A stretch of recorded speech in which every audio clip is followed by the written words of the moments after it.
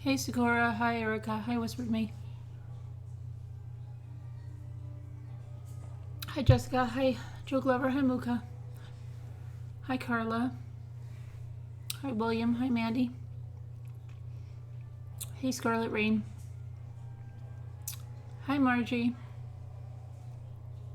Ange Lord Art, first time, welcome. Hi Christo, hi Miami 39. Mimi, Miami. Hey Flower Girl. Shelly Creates. Is it your first time, Shelly? Hi Talia. Hi Teresa. Hi Julie. Hi Evie.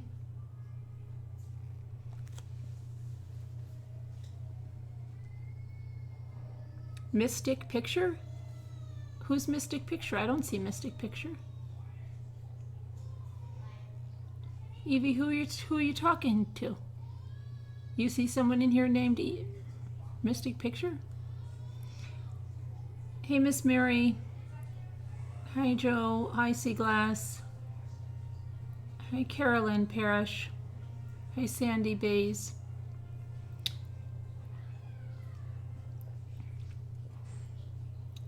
Oh, the icon. Okay. The icon.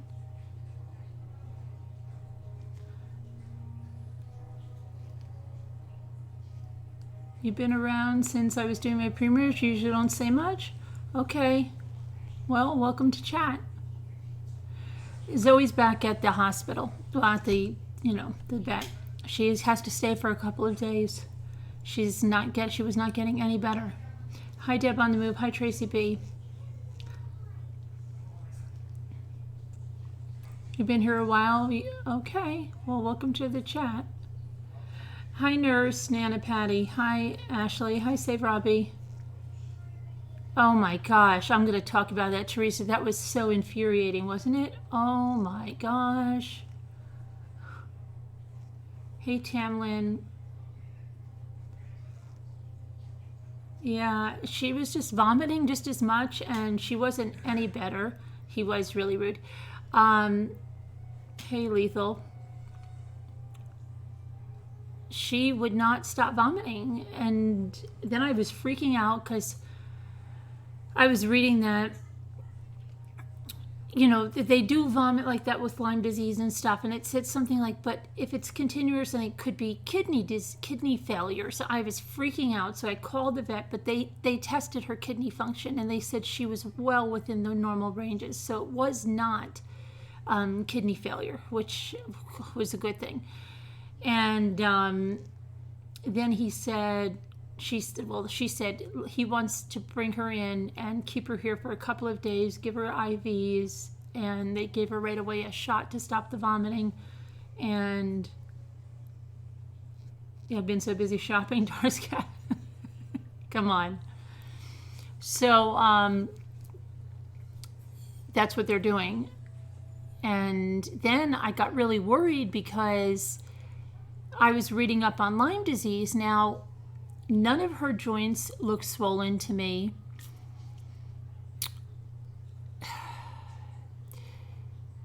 I didn't notice her, we had our Maltese down by the lake in the water, a couple of weeks ago.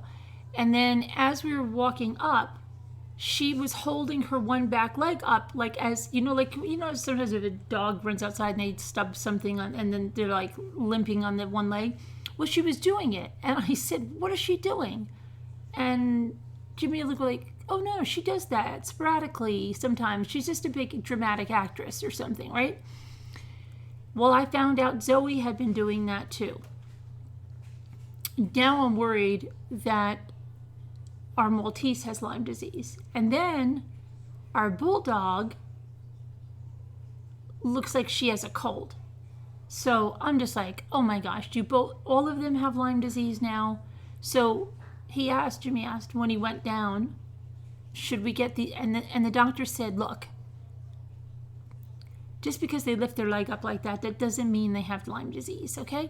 Second of all, he said, it's a zoo in here. He actually said that it's a zoo in here. And it was an absolute zoo in there when he went in. He said, I have to take care of this. We could talk about that later. But now I'm like freaking out that they all have Lyme disease.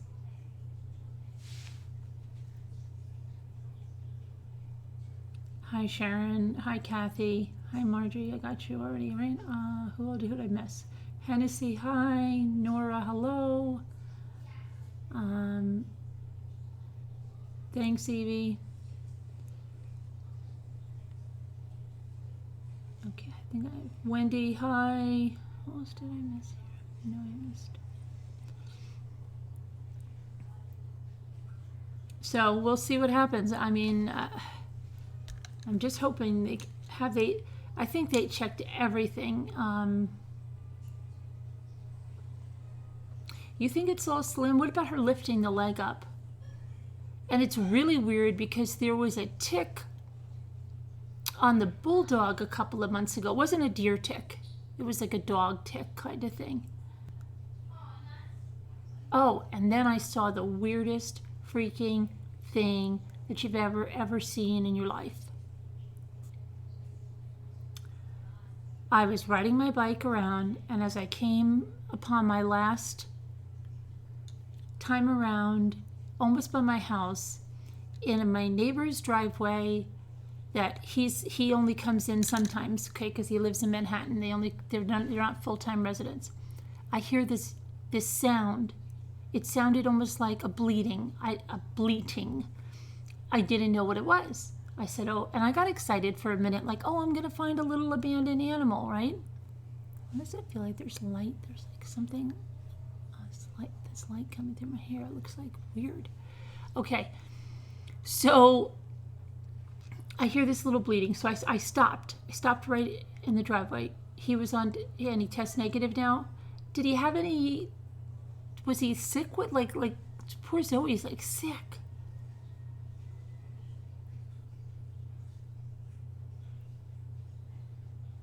So I stopped my bike and I'm listening. And I'm like, oh my gosh, I got to find what this is. And I thought it was a fox, right? First I got scared. I got scared because it was the same place that lady told me she saw that Fisher cat go after that little doe, right? So I thought, is that the sound of a Fisher cat? Is that the sound of that Fisher, that big rodent thing that looks like a cat or something? My hair, it's driving me crazy. Hey, thankful and grateful. So I didn't know what to do. Sat there. I go, oh my gosh, it's a fox. It wasn't a fox. I thought it was a little baby deer. It was so small. Okay, so I thought it was the one with the little spots on, a little fawn or something like that. No. I look at it, and I've never heard a deer make this sound in my life. Now, hold on. The lady that told me about the Fisher cat told me that the doe was screaming. She said it was this scream. And she said, I never heard a deer scream. She said, but I think it was this Fisher cat. And then somebody said, no, that's the noise the Fisher cat makes or something. Or I said, no, I didn't know what to expect. I swear, I look up in this driveway. It's a long driveway like mine. And I go, oh my gosh, it's not a fox. It's a baby. And I just thought about it. We saw a fox on the side of the road, but then I started thinking, or I had a dream about a fox last night or something, or I don't know. Wait. It's a little goat. Oh, I'm going to get a little goat. Must have escaped from the farm. I'm going to go get that little goat, right? So I really think it's a little goat because it's bleeding and it looked like a little goat. Well, it looked like a little goat because it had like two little startup antlers. So then I'm like, wait a minute. And it was small. Like bucks are big. This was small. I thought it was the baby, right? So I'm like, it's got the two little nubby things. So I'm like, oh no, it's a goat. But then when I looked at it, it had the white tail of the deer. So I'm like, no, it's a deer. But the deer was bleating. And then I said, oh my gosh, because I'm still thinking it's a female, even though right now I'm going, don't tell me like something got her little baby over there and she's crying for it because she was in a certain area. And then she walked across the driveway, and I called out to her, and she looked at me, and then she went over there, and then she continued to bleat. over on the side, but it was a guy. It was a guy because it had horns. Okay, so I'm listening, I'm watching, so then finally it went away, but it didn't go away. I said, I'm going to go up halfway up the driveway and look where this deer was and see if there's anything there that, I looked, there was nothing. I thought I was going to see like a little baby there. Nothing. So I don't know. So do I carry a whistle around my neck? No, Doris Cappins. I'll have to buy one on my next shopping trip. Can someone look up, or does anyone know if the deer bleat at all for any reason? I've never in my life heard a deer make this sound.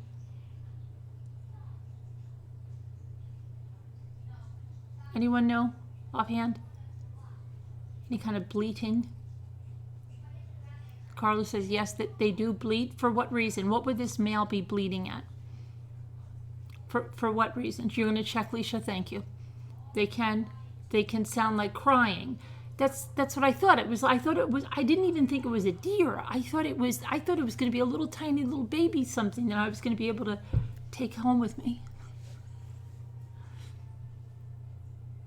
You don't even drive your tractor around without a whistle, really? I thought I had the video, Janelle. I thought I did. I'm like so excited. I have my phone up here and I'm having it on the video, and then I go to look and it says 000. I was so pissed. But what about a buck? What about if it's a little buck? What happens then? Ate your rose bushes? I heard one as it was swimming. You did? It's a mating call, you think? Your friends use frequency machines for pain of Lyme disease. Have you ever heard a bunny scream? No, I don't want to hear a bunny scream. That sounds like horrible. Calls for help and scares away critters. Deer snort? You have heard a mama deer bleeding when their babies are killed? See, that's what I thought it was, Sakura. I thought I was going to, like, something killed her baby and she was there crying for it. Oh, but it was, but it's a male. It was a male. He had little tiny little stubs. Because I thought he was a goat. That's why I thought he was a goat with those little things.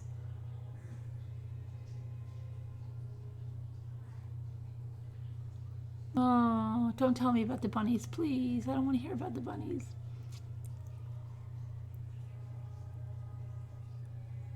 And the tone changes slightly when they're in stress or something, in distress. In distress. But why would he bleat? No, bleating, like a little, bleat, B-L-E-A-T, bleat. Could be in heat. Tell me something else like in heat. Don't tell me distress or something. Yeah. Okay, good. All right. So where was I going with that? It was not a donkey French fry. Like a noise. Yeah. Crying for the mama. I don't know. He had horns, so he's. I hope that Fisher cat, because that's exactly where she told me the Fisher cat came through. So, like, is there like a Fisher cat? Do they live in dens or something? The rut is coming up. What is the rut? I have chocolate on my lips. Look at that. You didn't tell me either. No, I thought it was a baby, but it had little tiny little stubs, like, gonna be like little horns. You've heard the buck almost like growl. I wish I had gotten it on the video. I thought I had it. You'd never leave the house. Oh, come on. Okay, so, rut season is mating season, and it's starting there in Northern Ontario.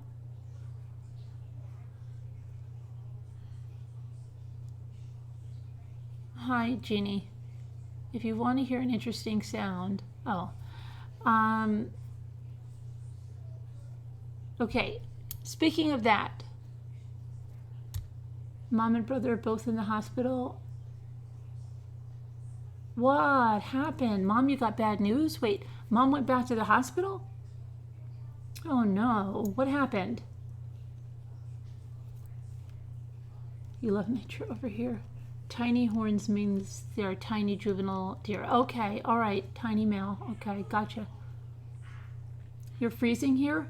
It gets cold at night, right? I have my plants out still. I hope they're okay. The Fisher cats are nasty, and they are mean, and they are fearless. Okay, I've never seen one, thank goodness. What happened? Where's Angelic Callie with this? You have wolves, etc. Rut is time for mating and deer hunting. Oh, mating and deer hunting. But I don't hunt, I only fish. Button buck. A button buck has tiny little antlers. I could give up chocolate, but I'm not a quitter. Ha ha ha. What's going on, Angelic Callie? Did she say what the bad news was?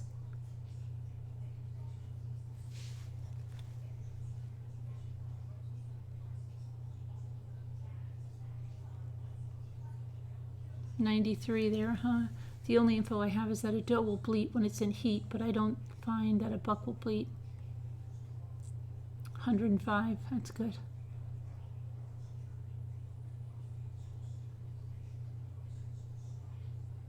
It's down, it's early here, leaves are falling down, and it's down to 6 degrees. Where are you? Where are you? 6 degrees? Fahrenheit?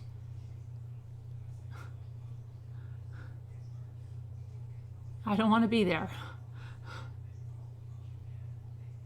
Has anybody watched? My daughter did.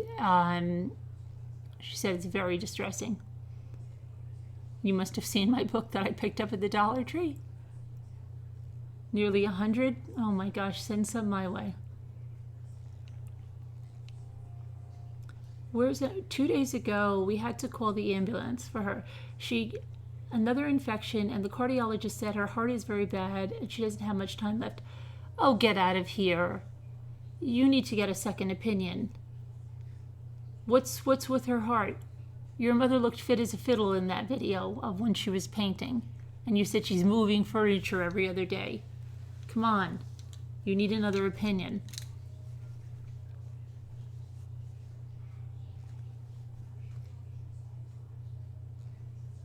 I'm not taking that answer. Your mother should not take it either.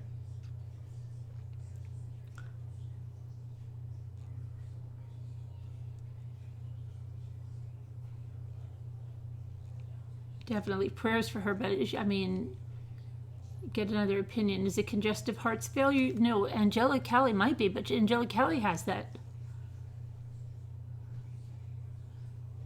Thanks, Catherine. Does she have a systemic infection? She got an infect from her PICC line. And she fought you about not taking, she's a toughie. Yeah.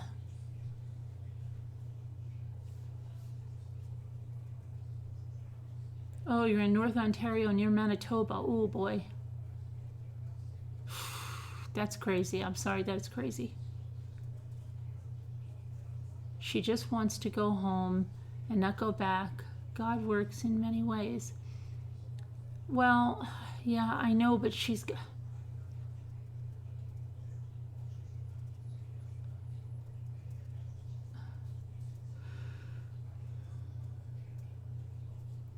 get another opinion, really.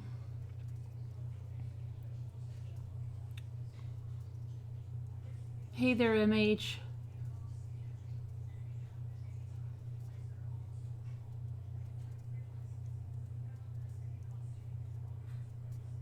Hi, Sarah.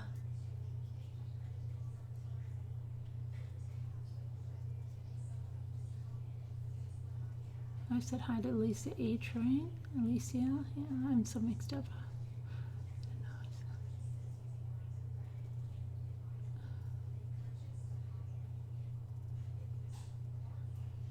Evelyn, staph infections ride the bloodstream from mouth to heart, causing heart inflammation. Hi, Pat. How you go, girl? You learn to question everything. Yeah, question everything. That's my motto. Bladder infections can be hard to get rid of. They make people do weird things.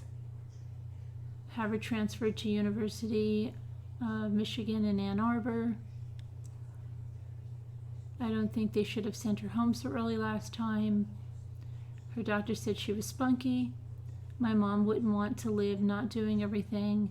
She's putting on makeup in the hospital. See, well, okay, she's ready to get out again. She's not, oh no, no. No doctor should say. I think, yeah, it's terrible. I don't like people, oh my gosh. Sorry, late for class. Okay, Nikki. It's okay. Hey, Jessica. Kai. Hi, Kai. I think I missed you. Mystery Truth Seeker. Hello.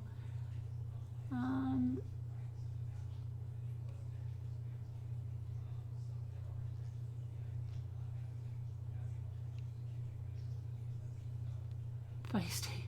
Yeah, I knew what you, I knew what you meant, Danielle. I can do that too. You're doing pretty good. You went over to the nursing home and you saw Mom and you had a good time talking, watching Monkey Boo. Monkey Boo? Okay, good. Oh, and me too? Good. You introduced me to the nursing home? Here, watch this lady.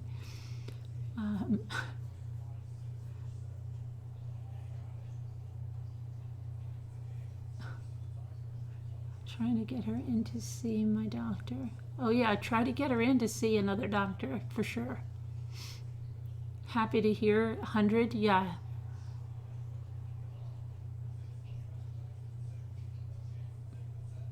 You showed her the fish in the woods. Oh yeah, did you? You like that one? My mom went to pieces cracking up. That's good. Throw it in the woods, Luke. Throw it in the woods. Chuck it in the woods. I think I was chuck it in the woods, right? A family member had cancer, but he refused any treatment aside from naturopathy. He died yesterday. Today, his wife told us that he was in a better place, and she was relieved he was gone. That's nice. Okay. Did she say it like, he's in a better place and I'm glad he's not suffering anymore or something like that? Or did she really say, I'm relieved he's gone?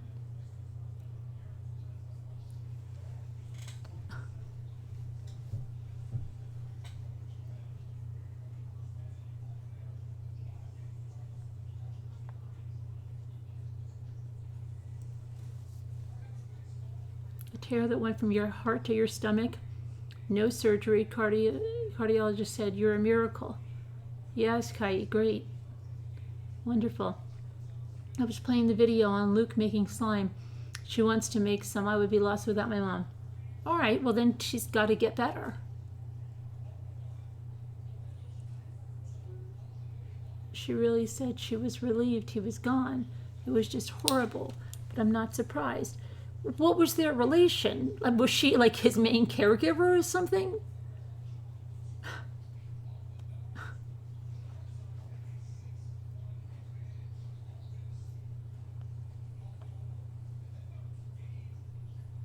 Miss Jane? Who's Miss Jane? Radmilla. What?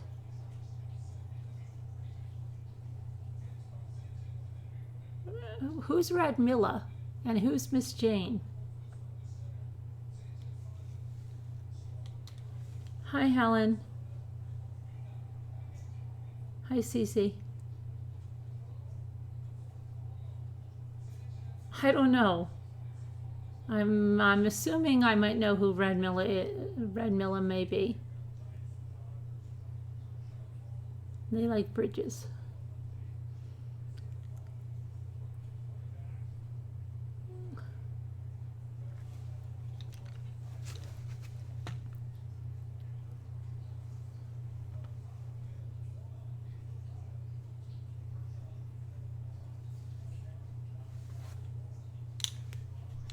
Mom and I love them too.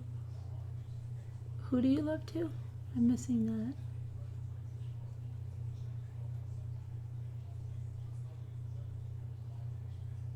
Oh, Monkey Boo.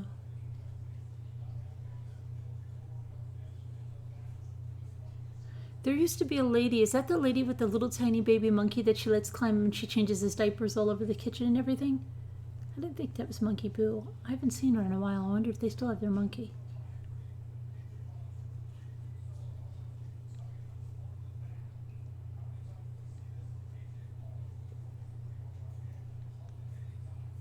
She's one of my subs. No one has heard from her for a while. But you know she watches... Okay, can I... Red Milla? I've never seen you in here.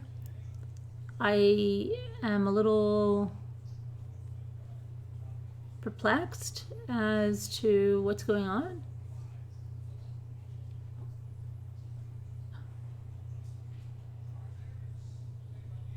Carolyn, did you get my email about Zoe?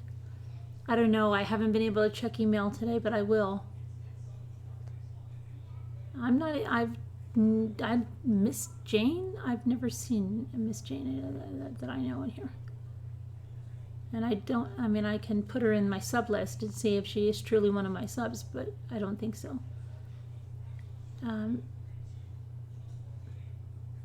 Okay, so Donna DeLuca, I've never seen you either, and you're sitting here promoting what? Just are you guys here to promote? I don't know. I think that you're here to promote.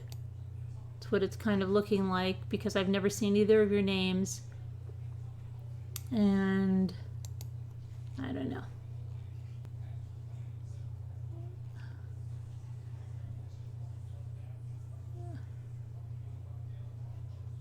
Not that I'm aware of. Okay, well, I have never seen you or Red Milla, and you're both in here looking for the same person? Okay. It's a little strange.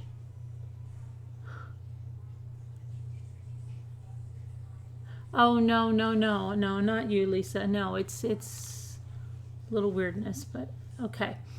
So,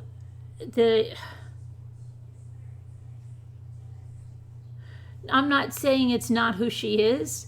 I'm just saying I think it might be a move to promote her in here.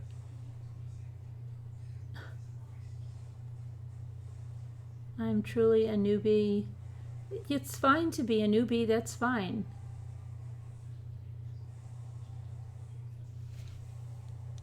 Not on often? Okay. No, it's not a burden. I don't know. It just seems a little strange. Because I know a lot of the names because I talk to people in the chats. Sunflower Brown. Hello. It's so heartbreaking. Your dad is 89, your mom's 70, and my dad has dementia. My father is such a... Oh, sorry to hear that. Yeah, that's a terrible, terrible condition, right?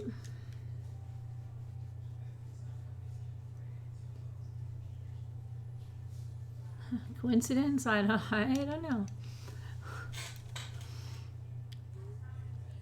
What was I going to say something? I was going to say something when Sakura Girl mentioned the sound of a cat.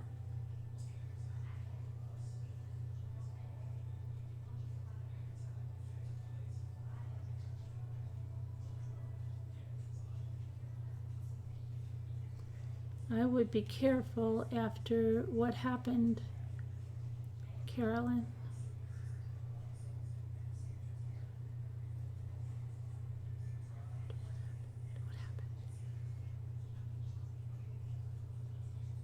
Okay, now Red Milla, we've said that about 3 times now. I think that's the 3rd time. That's what I mean. So the fact that you guys keep repeating this sounds like you're promoting it. That's what I'm finding peculiar now.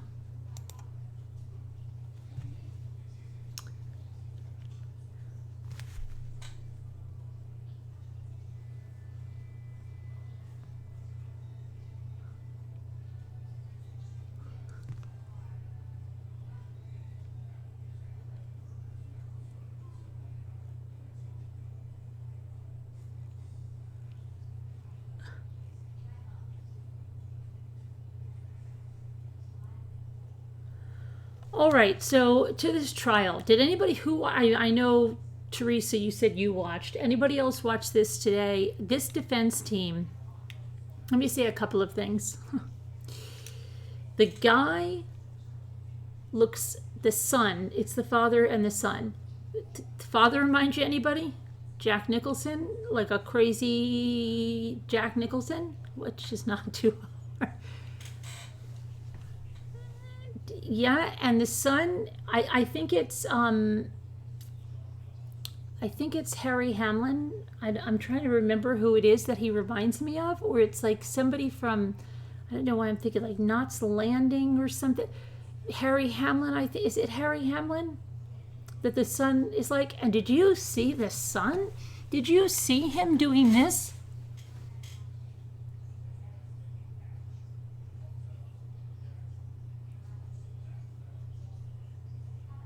Did you see him doing that constantly? Who was he doing that to? Is that the prosecution table that he was doing that to? And it wasn't just once. It was almost like he had something wrong with him.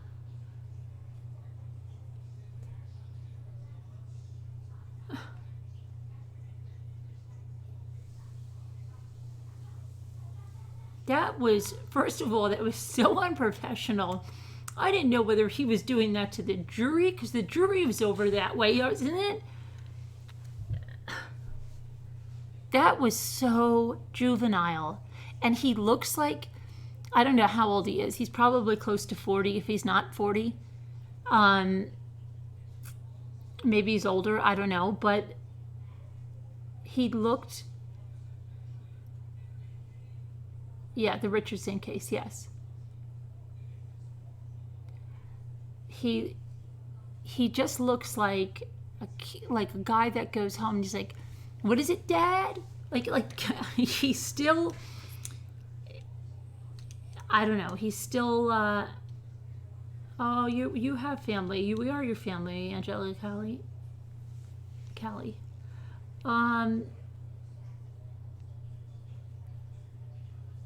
Can't stand the defense. The glasses off and on, yeah, kind of like me a little bit, but yeah, I used to do it a lot more when I really needed the glasses bad and I had to read all the time.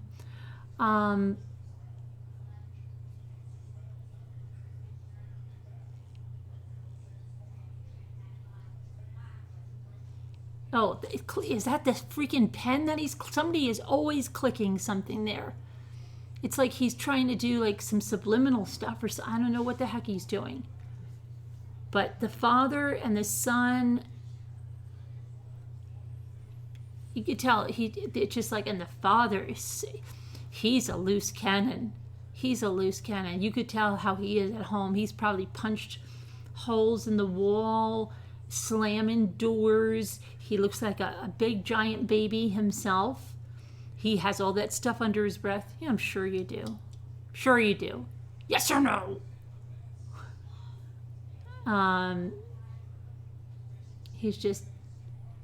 He has anger issues, yeah.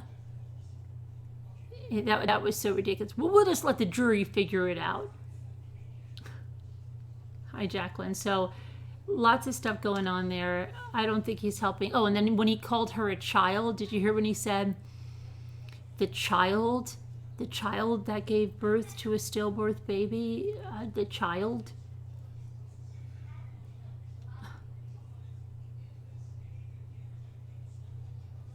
Yeah, the pathologist, yeah. You have a crush on the senior defense attorney, Julianne? Okay.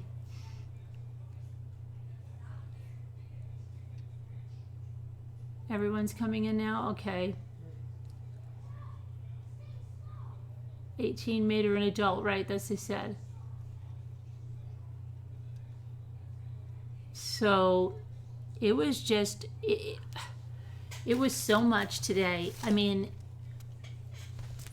even the judge now, did the judge at one point say, we've been over this same crap? I thought he said same crap. And I'm like, no, that judge doesn't even look like he says the word crap. It looks like he goes home and has milk and cookies.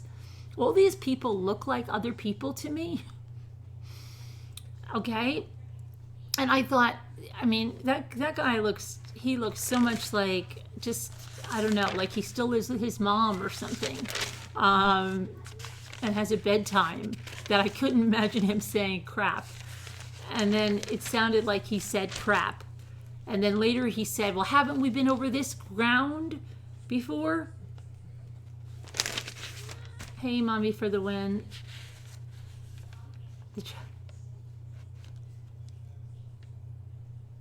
But I'm going to go back and watch. The whole situation is so confusing. The girl's so young. Her mother's so vain. Her dad just looks shocked. You pray that the baby was really stillborn or she suffered so. And what's with the girl?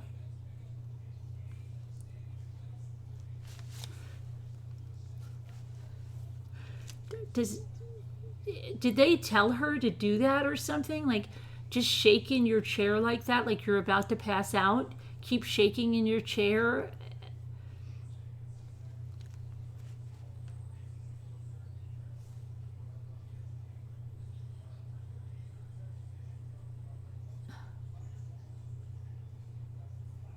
She was cold, you think, Tammy?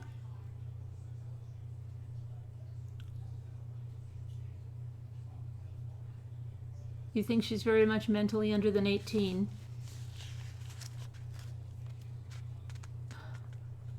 Judge says the HVAC was bad, but then he told them dress in layers or bring a jacket. You think someone could get her a jacket? Larry Ann, I am watching it mostly on that crime and whatever thing. I think it's also on Court TV. And it's also on like Scales of Justice or something.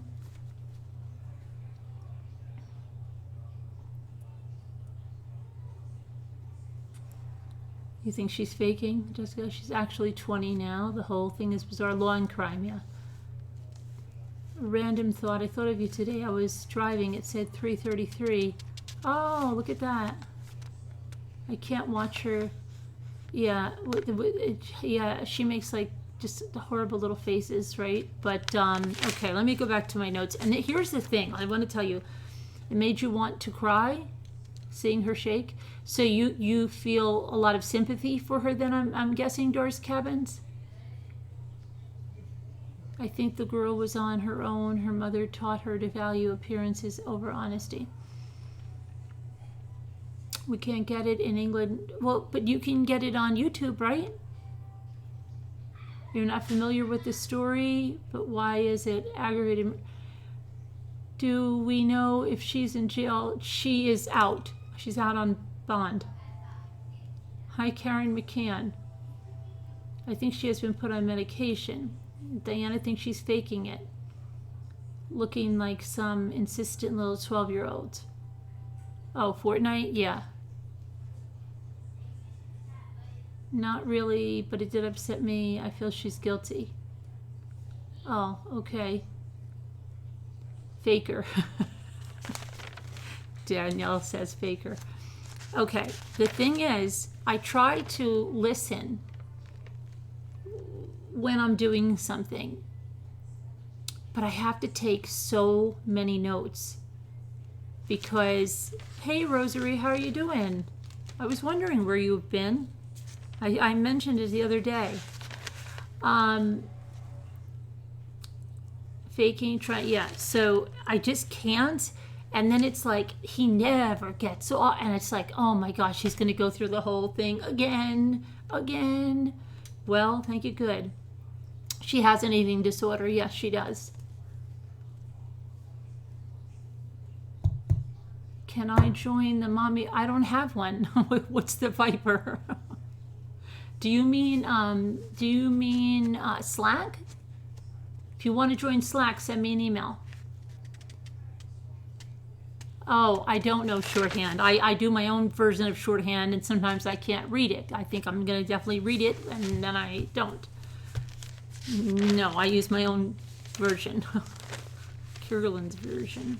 Okay, so let me see where I was. I've filled up an entire spiral notebook on just not even the first 3 days. Haven't made it through the first 3 days. It's completely full.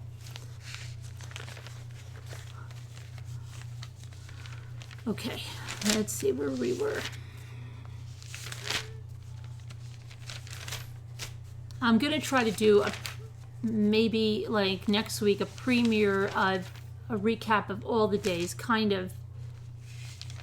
I did hear that YouTube has something, and I don't know if it's, I think I have to be, I don't know. They said you could highlight something. Like, we could take something and just say day 3 and then in a live, and then you could click a highlight, and YouTube immediately takes that and puts it in another video. I don't know how that works. I heard it today, but I don't know anybody that's used it. Carolyn's version. You're turning chat off now to listen to me? Okay.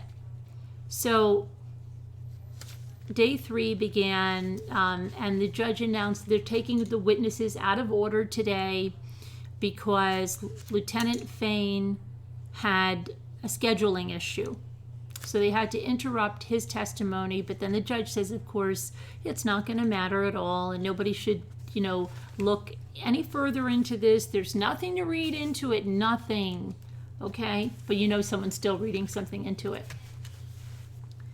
Her mom's a narcissist. She was smart enough to bury it without being detected. She's not that stupid, Diana says. Okay. So they get Dr. Susan Brown on there. She comes on. Okay, now she has just gotten married, I guess, because she was formerly Dr. Allen. And the defense team didn't even know that her name changed, because when they said Dr. Brown will be here, the father said something like, what do you mean? It's Dr. Allen. And no, she got married, okay? So you take notes in combination. Oh, Georgia, too. I remember my mother used to take notes during the O.J. Simpson. She didn't go to talk to anybody but us, but she took notes. She would sit in front of there and take notes. If she could see me now. My mother would love to come on and talk, oh my gosh, about a trial. Okay, so Dr. Susan Brown, right, she gets on there. They go through the whole thing, okay? You work for the Montgomery Coroner's Office, yes. How long? 12 years. You're a forensic pathologist, yes. What do you do? I perform autopsies, and I determine the cause and the manner of death. Okay, what causes are there? Well, there's 5 to choose from. There's natural, there's an accident, there's suicide, there's homicide, or there's undetermined. Okay, they listed her education, they pulled her CV out, and they reviewed that and all that good stuff, right? They then get her and offer her as an expert in forensic psychology. Defense goes along with it, no objections. Okay. So on July 14th and 15th, you as an employee of the coroner's office, you were not paid by the prosecution, correct? Correct. Okay, you were conducting this autopsy on the baby Richardson, and, what did you use to make your full opinion? So, let's see, the remains were recovered in the backyard. But then she had additional info that was received from the police from that interview on the July 14th and July 20th. There were photographs, the photographer present during the autopsy, and that's routine, not just for this one. She made that known.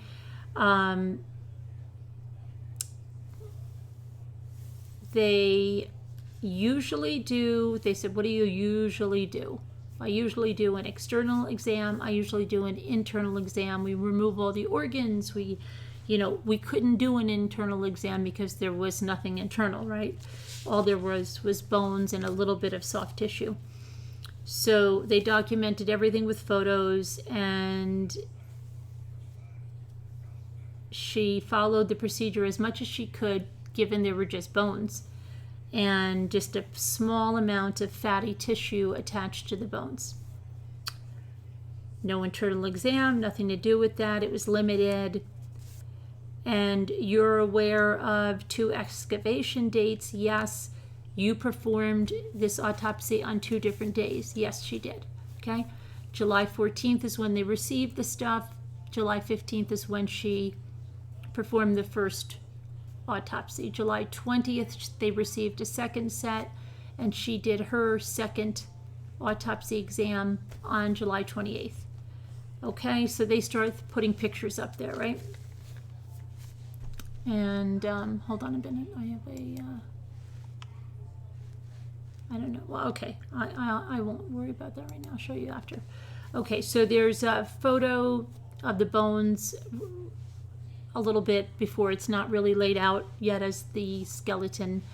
And they start going over that, okay? At this time, they pan over to Skylar, and she's shaking, okay? She's doing these really long, exaggerated blinks, and she's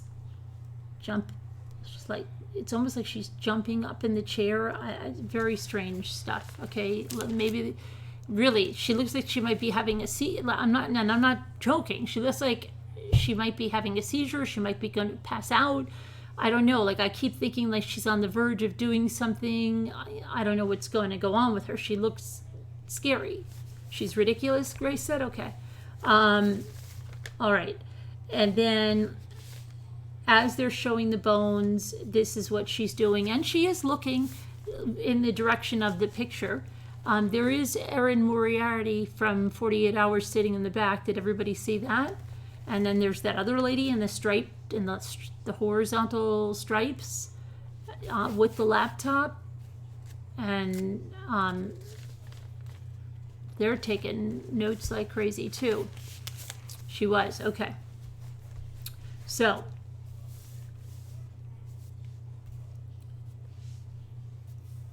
I'm reading it. Okay, so now the structure is coming.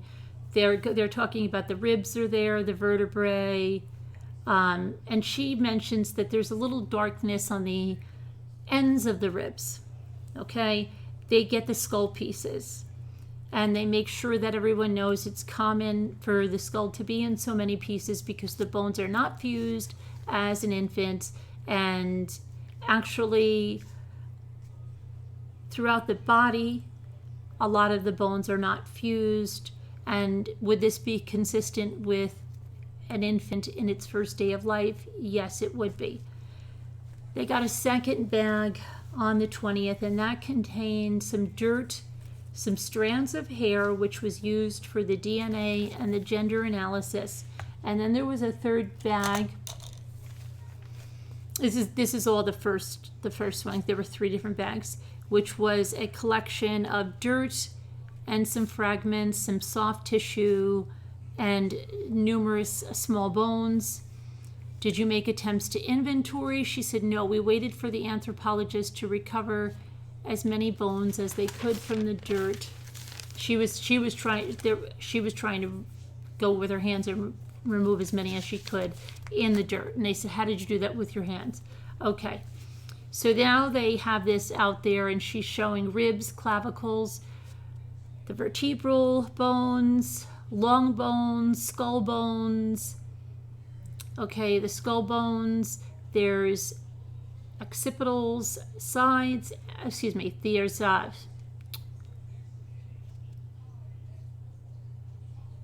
I've got to put my glasses on because I can't even read my shorthand here. What do I have? Parietal bones for the sides, occipital for the back. So there was 3 that they showed right there. Okay, 2 of the side bones, 1 for the back of the skull, 3 fractures on both right and left side bones of the skull. That's where the fractures were. They turned those pieces around, and they found a puncture on the left, a puncture fracture is what she called it. 3 fractures, including the puncture fracture on that left side piece of the skull. Did I say left?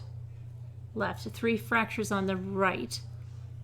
3 fractures, including the puncture on the left. Hope I have that. Okay. And then are you able to say whether those happened pre or post mortem? okay, before death or after? And she says, no, I don't know. Pan over to Brooke again, and she's doing that shaking thing, okay? Now they show you a picture where the whole skeleton of the baby's there. They have the skull in there, the jaw, they have the mandible. They have that all put up there. I looked to see what she was doing, and she was like doing that same stuff. Okay, so they said, well, this is like nearly complete, right? The infant remains. What's missing? At this point, I thought it was very juvenile. What's missing? It was like they were playing a game. The bottom of the legs, the feet and the ankles, okay, are missing. And a few of the vertebral bones. They got an envelope. The second recovery, what did it have? It had some small rocks, had some small bones, and one set of the lower leg bones. So they never found the other set of the lower leg bones. And they found some bones for the feet, and the bones of the hand. They had those too. No, I don't think they were burned at all, Grace. No, I think that was okay. So they said, would you give this say everything you're saying now, whether you were speaking to the defense or you're speaking to the prosecution? Yes, she would. You spoke to the defense, actually, didn't you? Yes. They hired 2 experts, right? Yes. And you saw both reports and you read them and you discussed them with the defense attorney, correct? Yes. Okay. Then the judge is blowing his nose. Did you see that one? And they got him on the camera blowing his nose. It's ridiculous. He could have turned to the side, or I don't know. Then they said, well, we have let's go over Dr. Schmidt's report. And then there was this, okay, we're going to go over Dr. Is it Levon's report? Okay. So you were in communication with the defense over this? Yes. You like to get info if it's new from any source. You're open to that, right? You have an open mind. Yes, sure. Okay. Did Dr. Levon say anything to you to cause you to reconsider your opinion? Nope. So he offered 4 different opinions, is what the prosecution is saying, okay?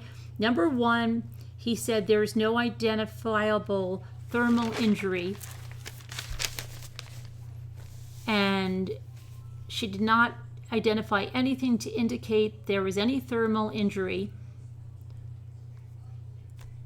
If you had the entire body, could you offer an answer about thermal injury? Yes, she could.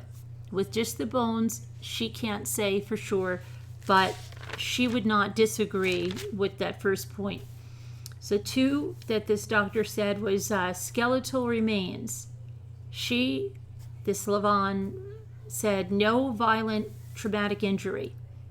And this Dr. Brown says, no, she disagrees, but she can't offer whether that injury happened pre or post mortem. Now, number 3, no identifiable evidence of a live birth. She agrees. Yes, it's impossible to tell by just looking at bones, okay? 4, because of the lack of injury, this is what Levon said, lack of injury, live birth, it is not correct to look at death as homicidal violence. She said, I disagree, because she took into account the police interviews and the scene, because she doesn't work in a vacuum, and she considers all of it, not just for the not for the autopsy part, but for the determining the cause and the manner of death. Okay, so you prepared a report with your findings. Yes. And what was your opinion? My opinion was it was homicidal violence of undetermined etiology, and the prosecution said that's it, no further questions. Well, now the defense gets up. Oh my gosh. Daddy defense is what I'm going to call him. Daddy defense says, Dr. Brown, let me start with my examination of you. That sounded dirty and disgusting. Just because this guy just sounded so weird, I'm sorry. Talking about just the remains. Okay? Okay. So, I'm going to ask you, you cannot tell with certainty that Annabelle, you like to use the word, received any injuries prior to death. I cannot. You cannot tell us to scientific certainty if it was a birth where this child was alive. No, I can't. Yet in your report, you list homicidal violence based on police interviews. Are you trained in police interrogations? No. Okay. Are you, he's going to go through everything now. Are you trained in ways to identify false confessions? No. Let's see. He goes on and on. He asks her if she's trained in different things, if she knows anything about a psychological predisposition to acquiesce to authority. No. Okay. Are you trained in autopsy? Yes. Okay. So you're trained to perform an autopsy. That's the focus of your expertise, correct? Okay. So, he's just going over this to try to discredit everything she says. Then he says you hired Dr. Murray, correct? And she's a forensic anthropologist. Or is she just an anthropologist? She does forensic work. Okay, she does. Did we ever find out if she was a forensic anthropologist or not? That was ridiculous. Okay. But your purpose to hire her was to determine the age and to see if there was any trauma. Is that correct? Yes, that's correct. Okay. All right. So then I put down he looked like a skinny Jack Nicholson. And he asked Dr. Murray about the report that her saying in emails, he started to bring up these emails, that Dr. Murray said, my report is not making the prosecution happy, and that she said, I really upset their apple cart. And he starts bringing up a few emails going back and forth between Dr. Brown, who was Dr. Allen at the time, and this Dr. Murray. And I didn't know that this was what was in their apple cart, and I've upset it. Okay. And then she says something like, very poor English for someone that's supposedly educated. I don't know what. I ain't gonna lie to them, but I definitely ain't gonna. I ain't gonna lie to them, but I definitely something ain't going to lie for them. Okay, that's Dr. Murray that said that. She said she would do an addendum to the report because she had thought they were burned, and then she took that back. But there was never an addendum. Was there? There was never an addendum. He's hammering this one, okay? She was willing to do, but neither of you, or you're saying, understood that this burning of this baby was the huge part of this prosecution's case? You were not aware? Okay, she was not aware. And you yourself said you can't do this in a vacuum, right? That's why you looked at the police interrogation, but you didn't look at the photos from the backyard. Well, I wasn't given the photos for the backyard. You didn't ask for them? That wasn't important to you? Okay. And you can't tell if the fractures of this skull happened before or after. Okay?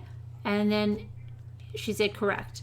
And you hired Dr. Murray to determine Annabelle's age and about these, if there were any fractures, right? She did not have the opportunity. What did he say? Oh, he asked her if she took the bones that Dr. Meyer and put them under any type of microscope. No, she didn't have that opportunity, is what this Dr. Brown said. She used her eyes. And he said, so did you, right? So did you. You eyeballed it. You don't even have a microscope. And she said, no, we don't have a dissecting microscope. So he says, okay, so you eyeballed this, right? That's what you did. You eyeballed it. And then they talk about Dr. Latham, who is hired by the prosecution. You did get his report, correct? And then she wasn't sure. He said, but I provided it for you, right? Yes. And Dr. Latham said no trauma to indicate homicidal violence. And then he starts going on about this addendum again, okay? And I put down defense is crazy here, okay? She was not hired by our office, right? Dr. Latham wasn't? Correct. And she says the fractures are post-mortem, okay? Just so the jury is clear, you do not have a microscope to look at the bones. Your report is based on you eyeballing it, correct? Yes, she is. Okay. Now, the rib bones look dark. You mentioned that. That's because they were wet, right? Now, here she's going to give him, I don't know. Oh, didn't you talk to Dr. Murray on August 17th? And didn't she say that she doesn't think they're burned anymore because they're dry and they must have been wet? And Dr. Brown says, I don't recall. Okay. Then he says, Detective Fain got that burning info. And that led to the second search, correct? Yes. And you listened to that interrogation of Skylar, didn't you? You listened to all of it, all 8 hours, didn't you? Yes. Okay. So when he got this incineration report, you relied on remains, but you also relied on the police interrogations and the video of Skylar to come to your conclusion. And she says, yes, I did view it. Okay. And then there was a technical issue and they had a break. And then they came back and he says, I'm going to show you a little clip. This is so ridiculous how they went through this clip. It was so aggravating. On July 20th, when he, the lieutenant, thought the remains were burned. And all they do is they get this little tiny clip with a little caption from the transcript of Skylar saying, I didn't burn her. I swear on anything, I didn't burn her. And then that woman, Katie, says, are you sure? And she says, that I'm sure of. You didn't burn anything? Not even anything around her? No, I did nothing with fire. Did you put her in the fireplace? No. Did you put her near any heat source? No. An oven, anything? You know, it really wouldn't be anything bad because it's after she's gone. You know, no. Okay. So then they clipped that off and they said, did you remember what she said, Dr. Brown? Or did you just ignore it? Okay. Didn't she seem surprised when they mentioned burning? And Dr. Brown says, I don't know. You don't think she acted surprised? I don't know. Okay. And then they said, did you read where, I guess, is it Katie Carter, whoever Carter is the investigator, said that Skylar lit the baby's foot with a lighter and then the flames went up to the chest and then she put them out. Did you read that? And she said, no, I didn't read her report. Oh, you didn't read that? No. Okay. So he says, on March 15th, let's look at this email, okay, from Daddy Defense to Dr. Brown. We discussed just Levon's report, but I sent all reports to you correct? Yes. So I'm confirming our conversation, and I ask you if it's possible to put a lighter on a baby's foot and ignite the body. And you said, I never tried. I never tried it, I don't know. And then I said to you, any corrections, you let me know. And your response to what we discussed, you said the only thing you corrected was you noticed multiple fractures. You said regarding the lighter, I never tried it. I don't know, correct? Yes. Okay. You do know that a baby is 75 to 80% water? Yes. So trying to light a baby on fire would be like, I don't know, trying to light a wet toilet paper roll on fire? Okay. And then the doctor, are you saying, she says, I don't know, based on that interview that Skylar did, do you think she tried to light her baby on fire? And Dr. Brown says, yes. Do you know how many BTUs it takes to light a human being on fire, Dr. Brown? No. Okay. Have you ever seen, Dr. Brown, any warnings at all on a barbecue that watch out when you light this because you could spontaneously combust? Now, at this point, I just want to say something, and there are reports, freaky reports, aren't there, of people that have spontaneously combusted? Just those freaky things that, like, a couple of people that are just freakily, that's happened to people. I'm not saying anything about the baby, but there have been those freaky reports.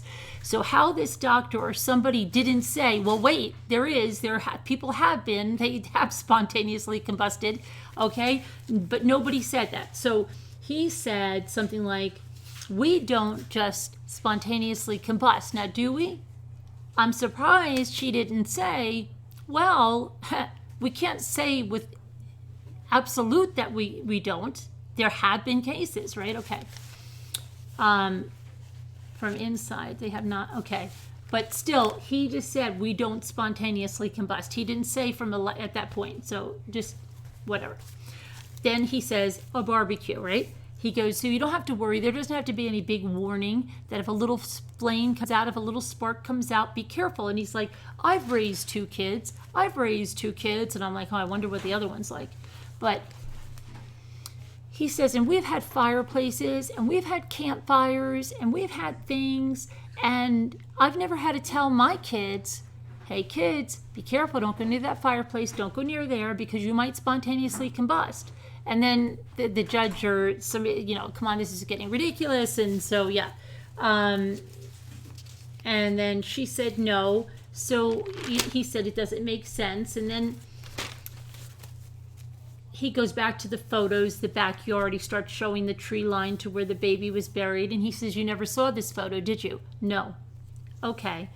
So why didn't you see it? You didn't see any of these photos.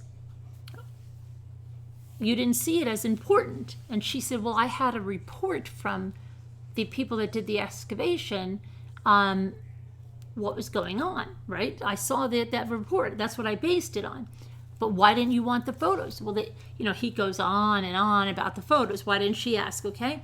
So he says, wouldn't it be important, for your work? And then he started saying, you work with the police and the prosecutors now, don't you?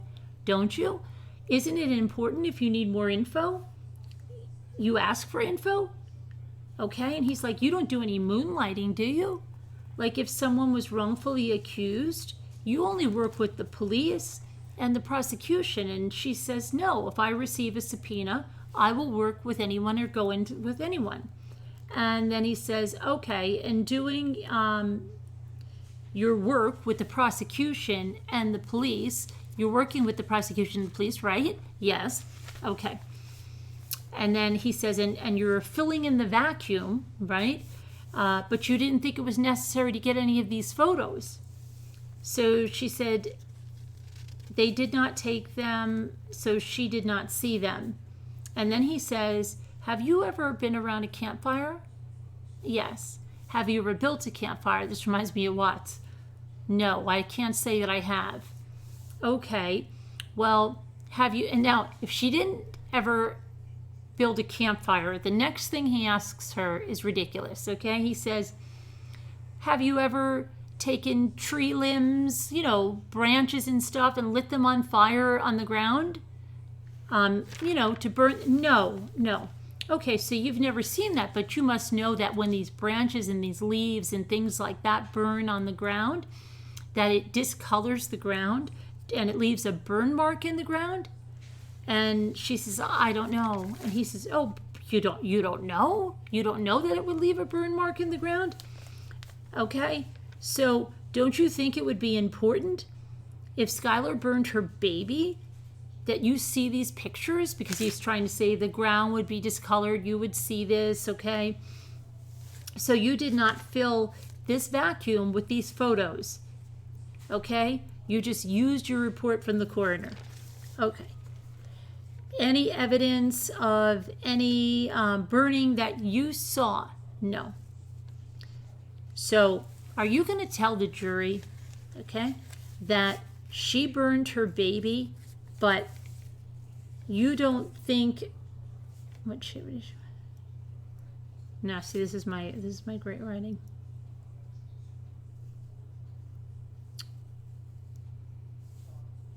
Okay, she burned her baby, but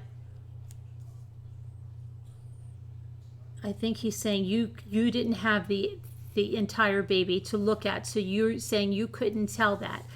And why would you think she burned her baby? And she said, because I heard her say she attempted to cremate it, and it's based on her interview that she believes this. And so then he says, yet you did not ask for additional photos. You really don't think this child, this is when he said it, that this child burned her baby, this child. And she said yes, and he was mocking her. She said she knows that your hair can catch on fire, and he's like, that is not what she said. Okay, and then she said, I tried to cremate my baby. And then he says something, we'll let the jury decide. And then, oh my gosh, there were objections sustained. You disregard that. Okay, so then he starts saying, she just turned 18 and she was in high school when she gave birth to a stillborn baby. And then this doctor is good. He goes, you're aware of that, right? She goes, no, I'm not aware that the baby was stillborn, but I'm aware of the other two things. No, sure you are. You're aware of the age and that she just turned 18, okay? And then you're aware that they took her to a 6x8 windowless room to talk about this. And she said, I don't know the dimensions of the room. And he goes, yes, okay, fine, but you know it's windowless, don't you? And she goes, I don't know that it didn't have a window, okay? And then he said, you don't have any evidence of a live birth. When you're watching those interviews, did she not say she did not cut the cord? And she said, yes. And he said, oh, you paid attention to that, didn't you? Okay. And then she said, when it's not attached at some point, what would have happened to it? And she said, well, then it broke and the baby died because of it. And she said, a baby could die in those circumstances. And he said, the detectives did not follow up on that, right? And she said, no, they did. They asked her several times and they seemed surprised. And she kept saying, I didn't cut the cord. I don't know what happened. I don't know. So then he said, bleeding in the 3rd trimester. What does that mean? And she said, well, it means I would go see an OBGYN. And then he kept going on with this. Doesn't that mean there's a problem? Doesn't that mean this baby could be stillborn? Doesn't. And then she just kept saying, I would see an OBGYN. And he said, I know you're trying to help the prosecution. Strike that. Okay, disregard that, jury. Okay, he was really going to town, this guy. Okay, so what about a placental abruption? Do you know what that is? Yes. That's when the placenta pulls away? Yes. And that could lead up to make things more likely for a stillbirth, right? And what about the spotting that she told the doctor on April 3rd? What spotting? So then they point last menstrual period. Well, that means she was bleeding. Never that she was lying. And I'm surprised, even when the prosecution gets up there, they don't go up there and go back to the interview where she says, I wasn't bleeding, but it was normal for me not to have regular periods because that was normal for her. Okay? With eating disorders too, a lot of the people don't get periods. So, but no one's honed in on that either. Okay. So then he says, did you see the records from Hilltop OBGYN? Yes. But you did not say that in your report. This is reminding me like a Bobby Brady. Okay? When you said everything you relied on for this, let's pull it up. So he pulls this up and he goes through all the points that she relied on. You did not say those OBGYN records. Why not? Hi, Purple. And couldn't bleeding in a growth-restricted baby mean that blah, blah. She kept going, I don't know that the baby was growth-restricted. Okay, so this went on for an unreal amount of time, okay? Okay, it's not unexpected, and she kept just saying, I don't know. It's not unexpected that someone delivering at home,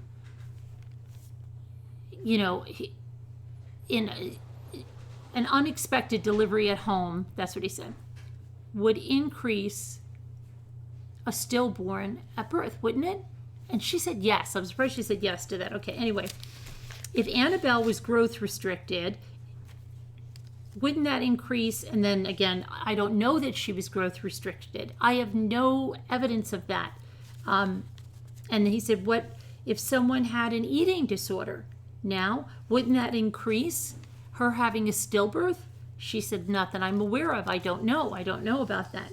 Okay, but you didn't call an OBGYN to consult with for you. You didn't think it was important, okay? You did not do anything, did you? You didn't do anything. You saw it in an autopsy. What did you do? You didn't do anything. There was nothing to autopsy. You just looked at the bones. You call that an autopsy? What did you do?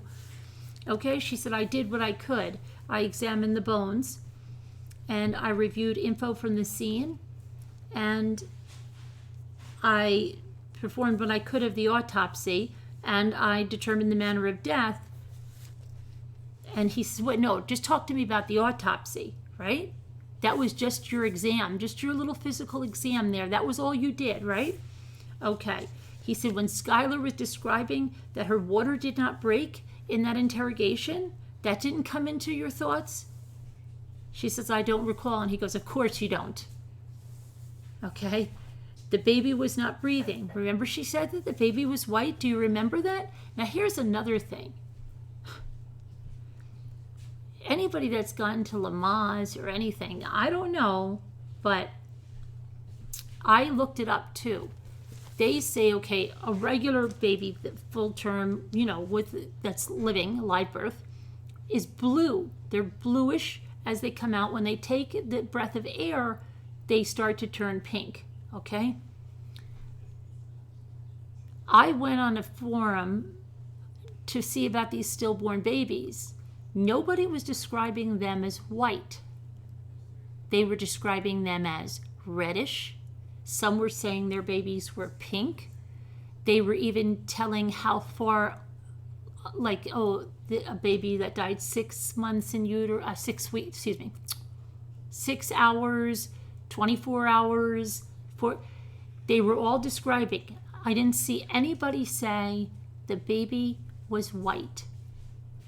So I don't even know why no one has mentioned that. Okay? I don't mention that. All right. Now,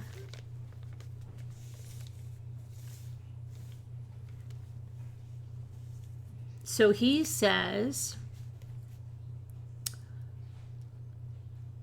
you know what a confirmation bias is? Okay, and she says no. And he says, okay, You only look at facts to support your opinion. All the other facts, if they don't support your opinion, you throw them out. You ignore them.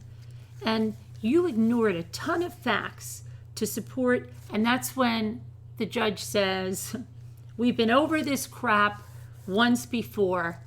And then he says, no further questions. Now we have a redirect from the prosecution of this poor woman. I'm going to be here all day. Okay, so we're going to clear up a couple of housekeeping things. Are you employed by the prosecution? No. Are you employed by any police agency? No. You're employed by the coroner's office? Yes.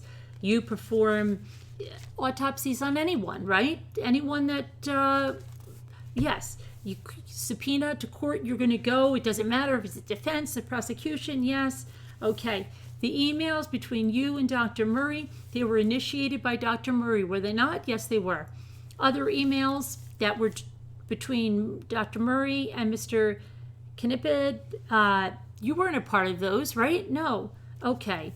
And Daddy Defense asked you about everyone's opinion, that you're open to everything,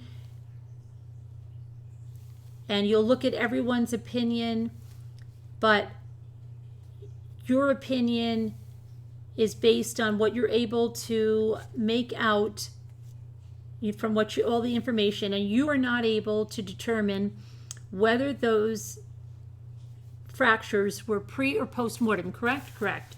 Okay. So in reaching your opinion, in her opinion, she says, I took everyone's into account, but you believe even if it was post-mortem, okay, so she says that she believes even if those fractures of the skull happened post-mortem, after death, that the child died of homicidal violence. Okay? And then she said, we are talking about burn injury. In your testimony, you were talking about the thermal injury to bones. Does it ultimately matter if this child was burned post-mortem? She's to her, no. Okay? So you're just trying to find what's going on leading up to this child's death, right? Yes. So you can make your determination regarding regarding post-mortem burning, and then they start talking about her last menstrual period of April 3rd. That was reported to the doctor. She was also requesting birth control.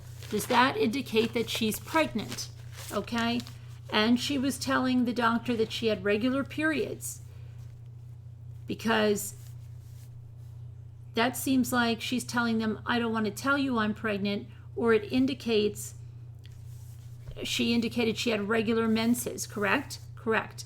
But then they should just take it back to the police interview. I don't know. So I thought that's what she was going to do here, because she said the defense showed you audio portions selected from the police interviews that just said no burning, what fire, and then he made you watch that and read the transcript.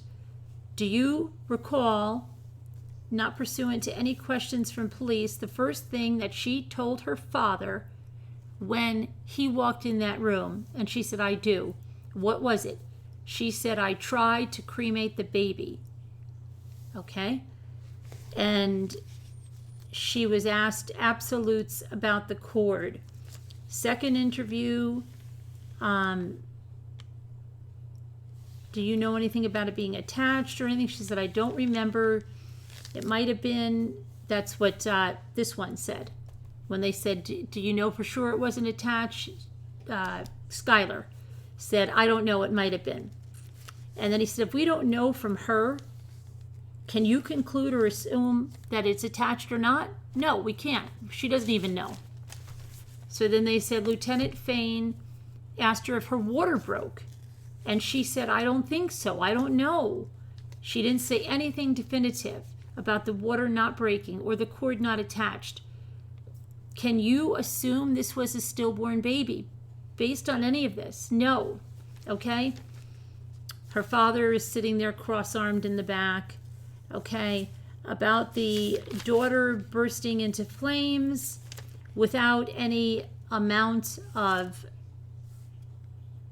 she said without the body and everything. There's no way you can determine that, correct? Because the evidence, any testable evidence of this, was destroyed prior to the arrival. So Skylar destroyed it is what they're trying to say. Okay. So based on the skeletal remains, you cannot say anything happened, right? You can't say she was suffocated, correct? No. You can't say she was drowned? No.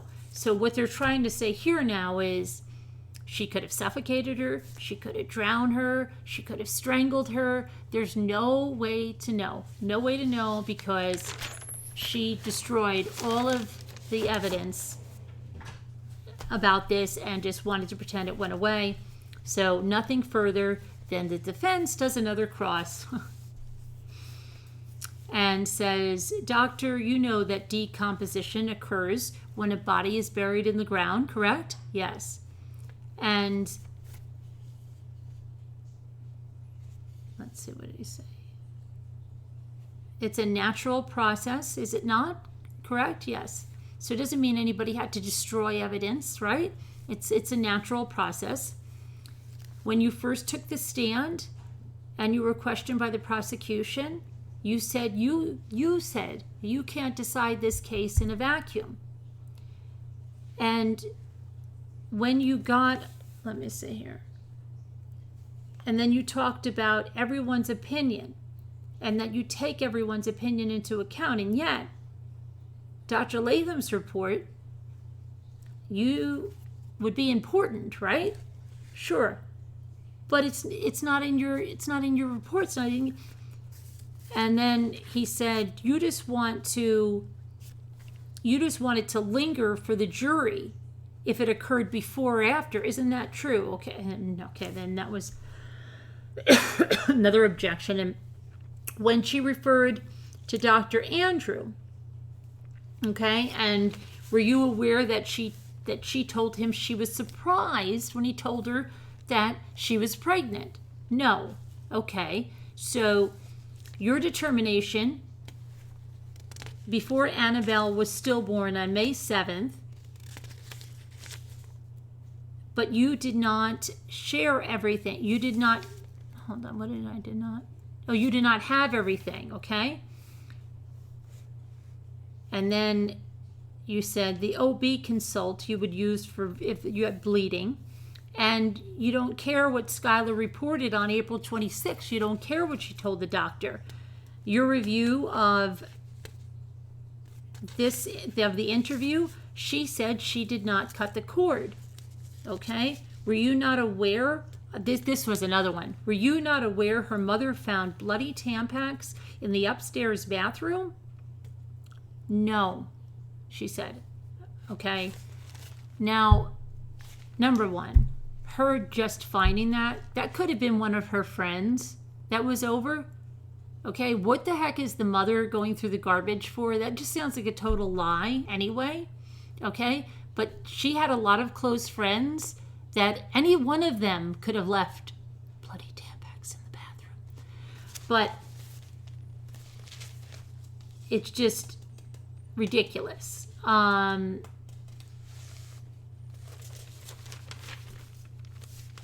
Absolutely ridiculous. Okay. And maybe the bloody Tampax that she found was after the birth. When did she find it? The mother's going to get on the stand, right? So we're going to know. So what that is about. Okay. And then they're going to have Dr. Latham on. But I have to get to that because my hand was killing me and I would have been here till 3 a.m. So that will come tomorrow when I have time to catch up on that. But that's what I have so far. It's ridiculous how they just keep going on and on. Oh, Monday? He starts Monday? That's late, Megan. Where are you located? No, you don't really see I've never seen the blue, but that's what, that's what it is. But they start taking their breath as they're coming out, and it happens very fast. They pink up.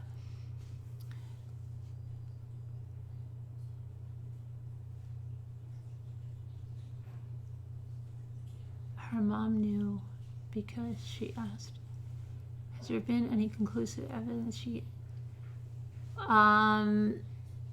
well, I mean, her word and blood on the floor, but there was also blood in the bedroom, and I mean, oh, thanks, Sakura. I have to finish with this Dr. Latham. Defense attorney attacks the doctor about the network he's in being sued. Which doctor? The Latham?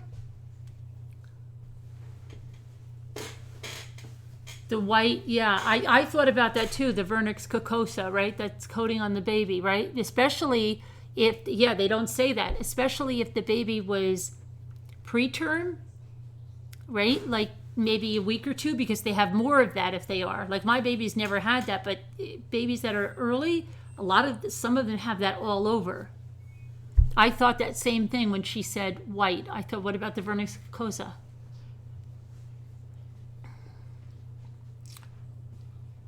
Really good and enlightening. I'm going to watch.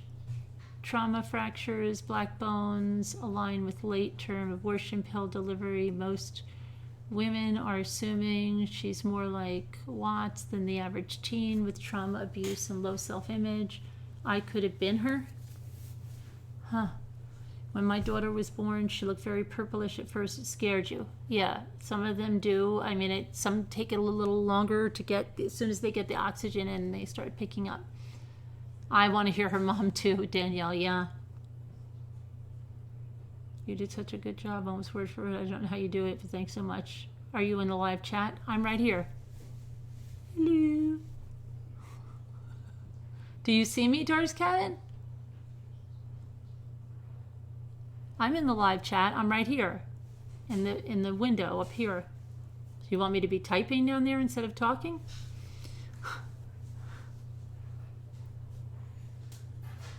Had to catch up on court TV. Oh, do you mean I'm back? Am I back looking? Oh, I have the pictures. Let's see. I have some pictures from today for any of you that just a few. Nothing major. What did I put them as?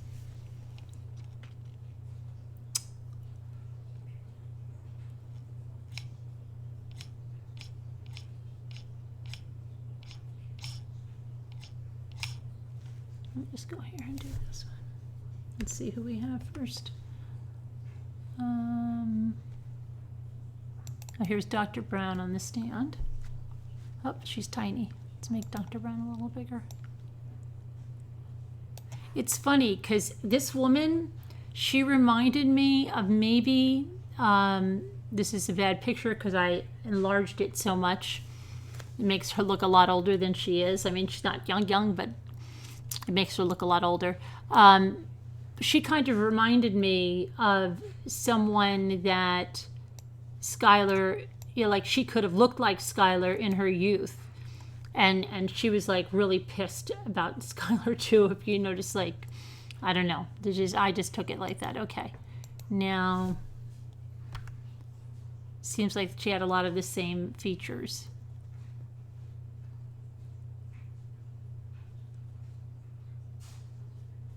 Okay.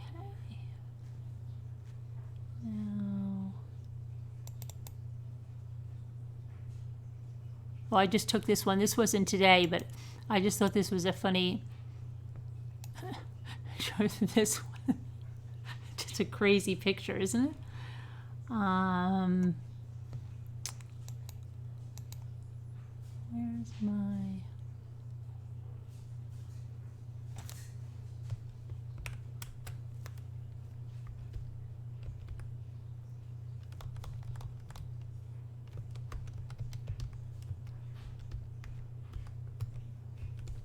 I had a picture of the defense attorney looking crazy. Let me see here. Oh, let's see here.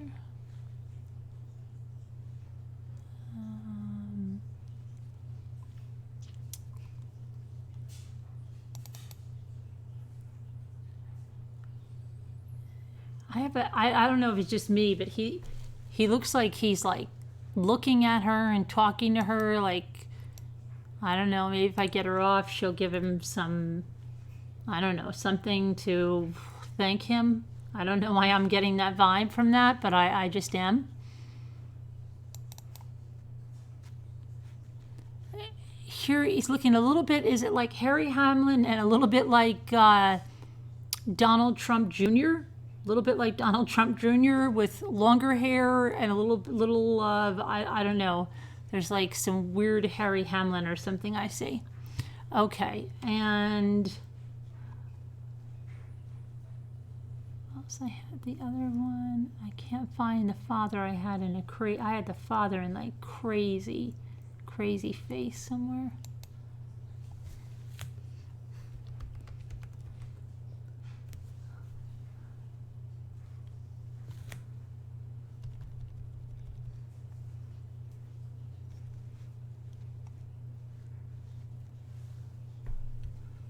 You got that vibe too, Alicia? If I get you off, how grateful are you going to be? No, it's just the way my mind works. It's crazy. Lorenzo.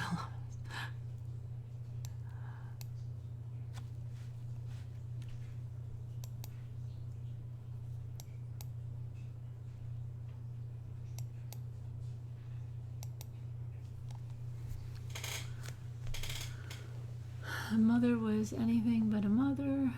Sebastian Maniscal. Oh no. You find him so arrogant, yeah. She's labor alone, supposedly made no noise. Says to me that she had plans to dispose of the baby. But not even that. If she was really so naive and really knew nothing about childbirth or anything, how did she know she wasn't dying? Like, okay, let's just take somebody that naive, as they want us to think she is, that didn't look up anything. And she said something about there being so much blood, right? How would she know she was, like, you would be scared to death, right? Just think about anybody that's gone through birth. And let's say you didn't do anything, you didn't read any books, you didn't know about it, even if you freaking read the books, okay? And listen to me, I did it totally natural for my kids. I went to Levon, I had every book you could imagine. But if I had to give birth alone, I would be scared to death. Something was going on. Like, is this normal? I need someone to tell me this is normal. Am I going to die? You know, I don't know. I mean, it's crazy. So, Evie, you have an 18-year-old daughter, Evie? I thought you were pregnant for the first time. Oh my goodness. So this is a surprise. How are you in your like late 30s?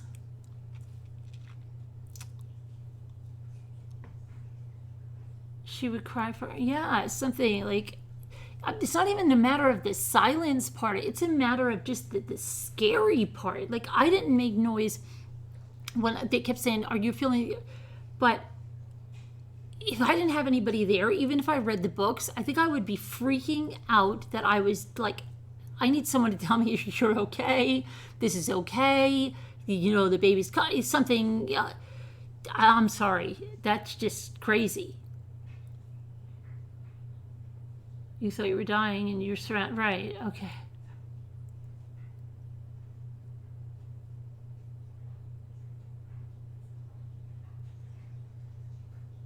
She didn't post on it.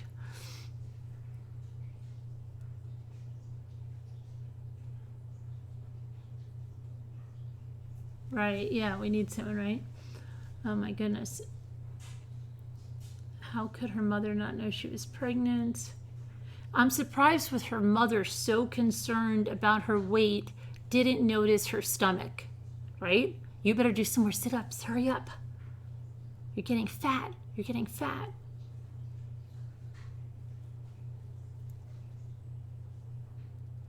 Didn't have a lie detector, yeah. Do you think her mom was in the room with her when she gave birth? Because she's bulimic, constantly overdosed on laxatives, the pain from repeat laxatives and the severe constipation, blood comes, severe pain. I think labor was painful for her. Like, when you had your son, you were 9 weeks early, you were terrified. Can't imagine doing that alone. I didn't make one sound in labor. The pain was too much to even speak. I was terrified the whole time with the nurses around, right? She's really psychotic, and she just pushed through the pain to get it done. But it's not even a matter of that. It's just a matter of if she truly didn't know how. And I don't understand. I've given birth naturally, right? The placenta just doesn't come right out. The placenta just does not come right out. It's natural. They let you wait a while, and then even after 25, 35 minutes, like then the doctor or the nurse like kind of pushes and takes it out, okay, right? And that's like the last thing you're like, get that out of me, because you just want to like just close your legs and just like have not everybody touching you for a little bit. It's a second birth, right? So, and it just doesn't come flopping right out. So yeah, I'm sorry. You got to push again, or they come and they push and they tell, yeah, it's like ridiculous. And then the afterbirth, if you don't have the after, like if you're induced and you're given Pitocin, your afterbirth pains are not as bad. But when you don't have Pitocin and you do it naturally, the afterbirth pains were worse than my labor pains. Okay, I didn't know it. I said, how could I be? I was gripping the table when they had me in the room after I said, what? She says, oh, it's the afterbirth pains. It's afterbirth. And the afterbirth pain was horrendous. And I looked at people that had the Pitocin, and I said, how come they're not having them? And she said something about, well, the Pitocin, it keeps it contracting, but when you don't have that, your body's doing it naturally, and then they come and they press on you. Oh my gosh, and you're going, oh my gosh, right? And she's like, if I don't do this, you'll hemorrhage. You understand this? You'll hemorrhage. Now, you're telling me this girl that knows nothing. Nobody did this to her. Nobody palpated her uterus. Okay, nobody did that to get, right? You know what happens after you have a baby, if you've had one like that, naturally, like vaginally. I don't know. I've never had a C-section, so I don't know. I can't speak for that part, but I think they take the stuff out I think you lose a lot of the stuff when they're taking everything out. I don't know. But you almost punched a nurse. Yeah, I kept going, oh my gosh. And I didn't have like pain during labor, but when she did that to me, I was like, get off of me. And she's like, no, I have to do it. And then when she afterbirth pains were awful. Okay. You luckily had, did you tell me how you, I thought this was your first one. I didn't see if you answered me. I'll have to go back and check later. I don't know. I don't want. It was crazy, right? So I don't understand. Just that alone, like it. Her mother didn't even like. Her mother said something like, her mother didn't really. The father knew more.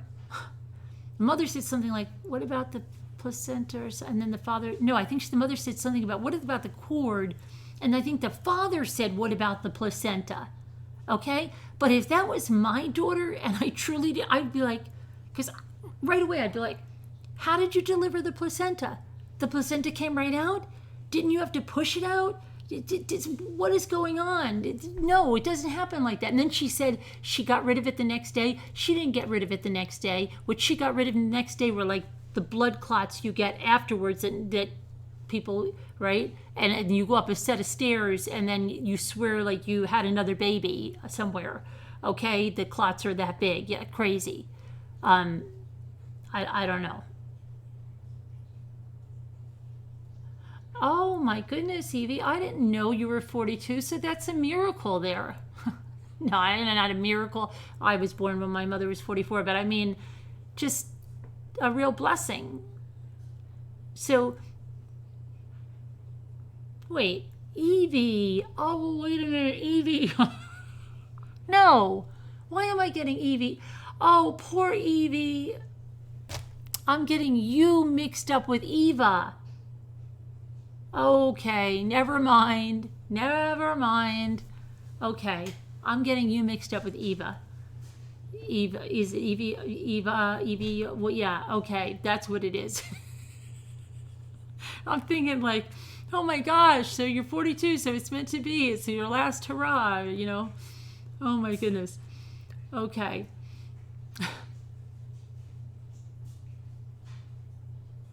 You had C-sections with your daughter was 17 and alone in the hospital with no meds, completely alone. It was really scary. Oh, you were 17. You were 7. Oh, wow.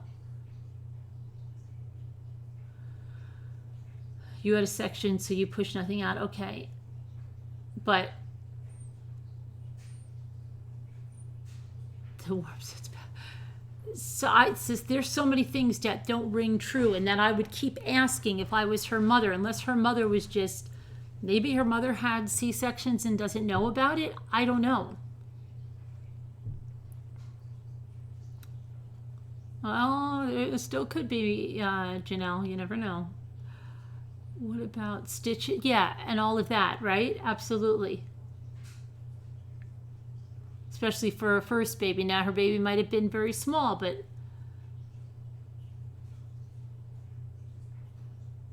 a week after 17.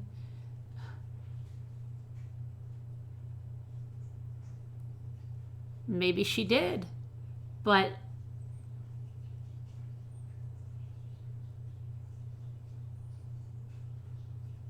I was pregnant at 24 years. Couldn't imagine reaction of him.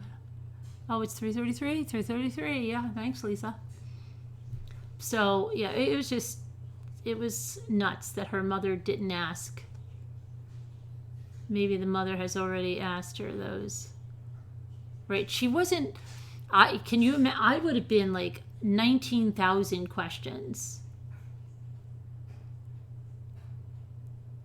Hey, Candy.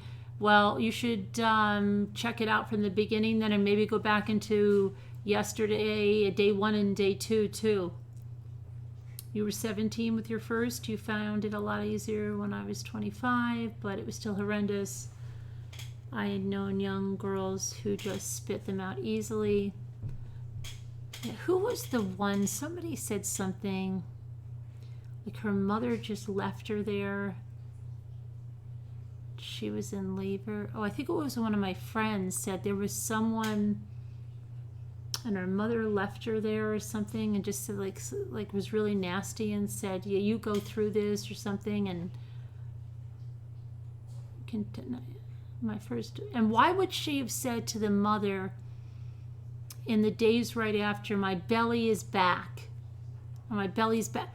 Why would she have said that? Would she tell her mother her belly was from?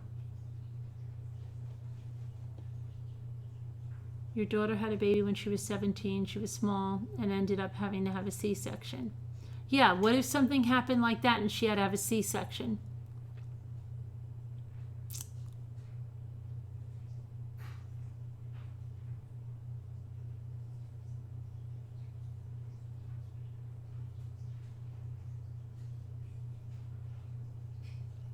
I was wondering about her milk. Oh, yeah. Yeah. What about her milk? Oh my gosh. If she didn't pump, she would have mastitis for sure. What happened with that?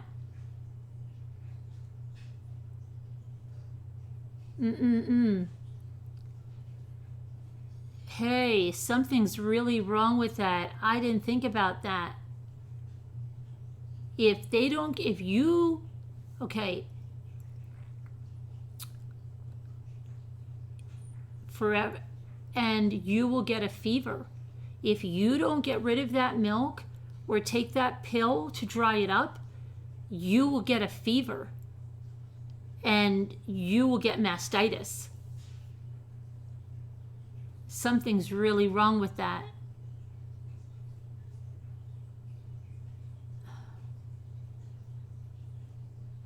That's so weird.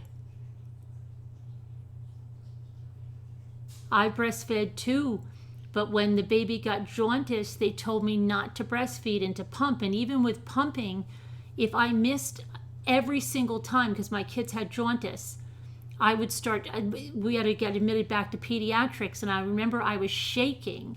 And she said, the nurse said, what's wrong? And I said, I'm shaking. And she says, oh my gosh, have you been pumping? And I said, I've been pumping. And she said, let me see. And I had a fever like 102, but it's because you've got to get that milk out. And she said, here, she got me, she said, pump like crazy. And I'll give you some Tylenol or something. And, every time, especially right after, if you do not pump, or if they take you off nursing, because that's what they did here when your baby has jaundice, they think it's connected to the breast milk a lot of times. So when the baby goes really high, especially if they have to admit them back into pediatrics, which 3 of my 5 had to be admitted back, and my daughter was kept, Ethan was the only one that was able to come back home. I would get mastitis every single time. I'd start freezing. I had a fever. If you don't pump, and then she'd be leaking everywhere. She'd have to have breast pads, right, or something.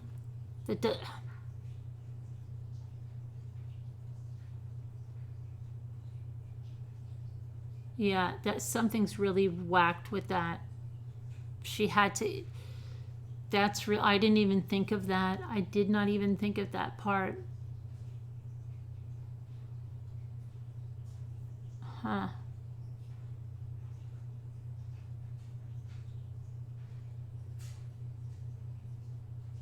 That's really. Both your boys had jaundice. It doesn't have it. It's a lot of hospitals here do that. They let you keep doing. Then as soon as my kid's jaundice went up high, like to the point of a transfusion, like just a fraction, and then they won't take any chances at that point.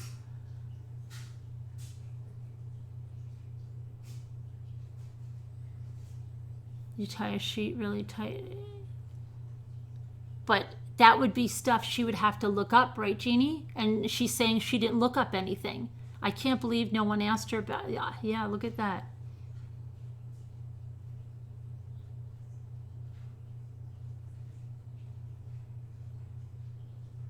You got mastitis and had to have surgery? Rented one, you had an infection. Right, yep. You just had to keep a bra on. So she probably put pads in her bra.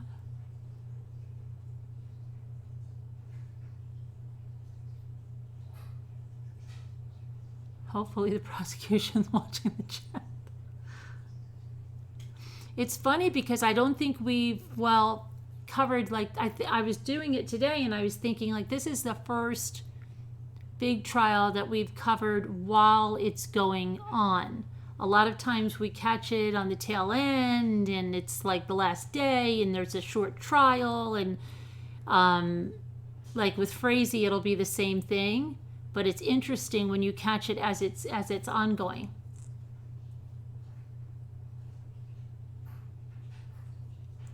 In the UK they stopped giving the pills to scatter the milk.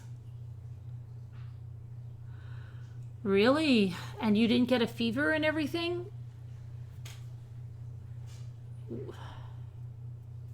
Why was her bed moved? I don't know why they would move the bed and not. Do we ever know what those things are under the mattress? The text message about her tummy, yeah, it was really weird, right? Unless her mother been like, you're getting flabby. And then she's like, yeah, I know, I eating too many cookies. Well, you better start doing your sit-ups. You never got a pill after, but did you breastfeed? To cover the stains on the floor. She had help. I wonder if any of her girlfriends, they can't prove the baby was alive, yeah.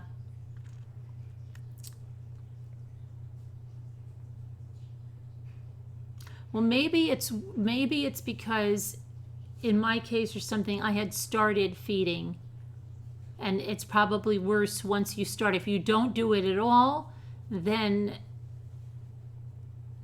it might be different.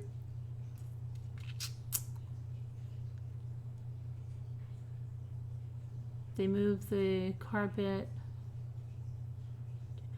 Do you think her brother might have helped her? How old is the brother? Her mom helped her, so that's how she knew to tie herself.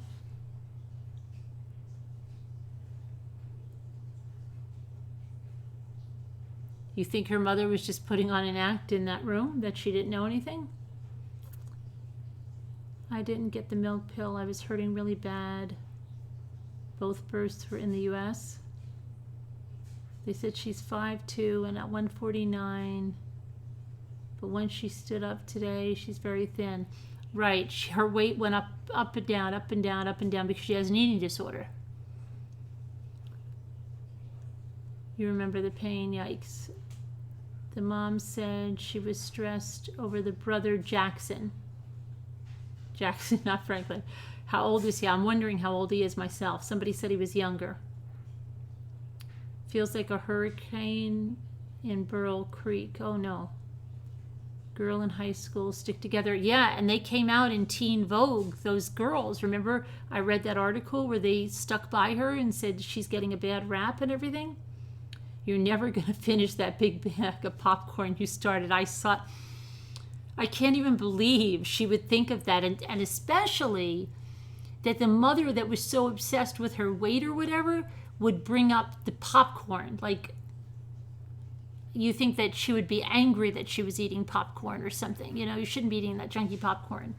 Like, or like say something like, you know, you're going to probably gain a lot of weight in prison because they have horrible food. You know, it's all full of fat. You better exercise on your cell. You'll be fat and ugly when you get out and nobody will want you. If the mother helped, she would not have said much about it in the police room. Yeah, but the mother was, I don't know. I'll just see her on the stand to make, I couldn't even see her face in the police room. I just heard her digging through that bag, like in the microphone. I think the first time before she got the pills out, she was doing that because she wanted to say something like under her breath or motion something. I don't know, because it seemed like the daughter did something too. I'm the happiest I've ever been. But then she said, my belly's back. I can't wait to wear something cute to dinner or something like that. I'm never going to let it get like that again. Yes, she has other charges. She has tampering with evidence. She has tampering with a corpse.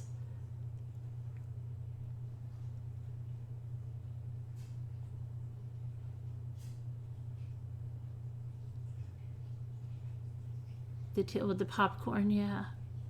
There was a woman in chat last night that lives nearby and was going to try to go today. Really? Clara Cantaloupe.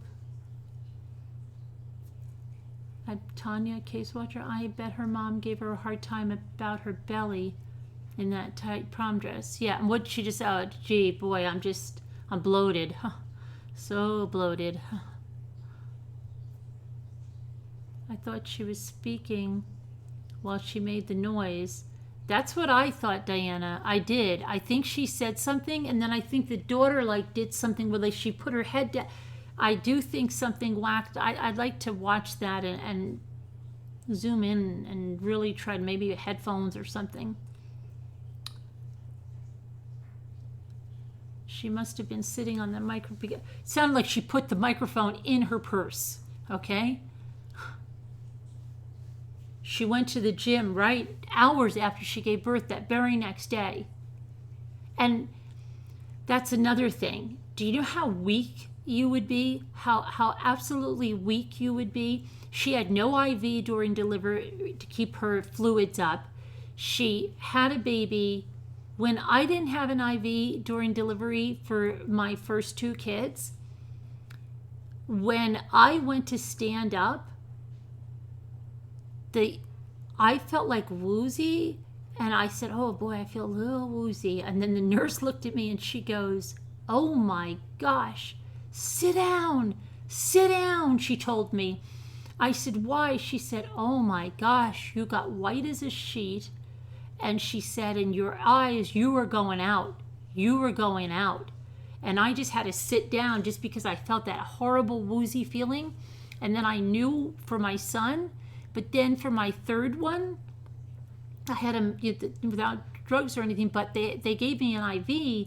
And I'll never forget when I got up after that, right after that IV, this nurse took me in the bathroom and she had me standing up while she cleaned me. She was crazy. I didn't feel at all like that. And I said to her, why don't I feel woozy and she said, well, because you got the IV. And I said, oh, because I got the IV. And she said, yeah.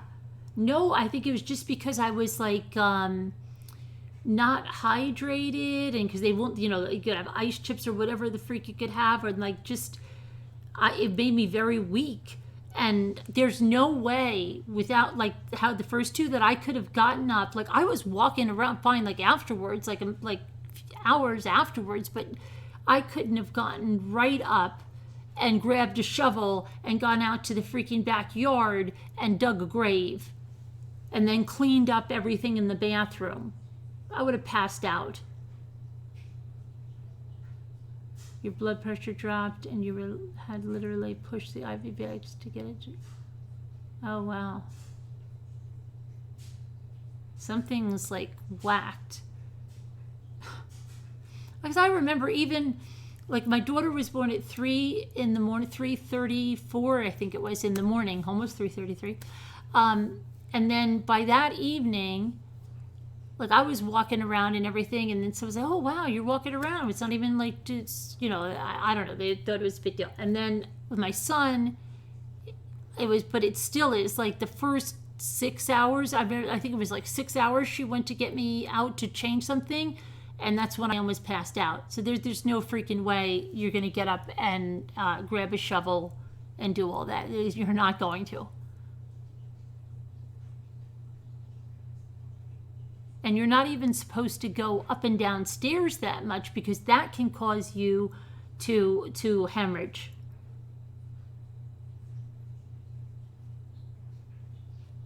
You watch Coloring all day? About the hint? What's Julie?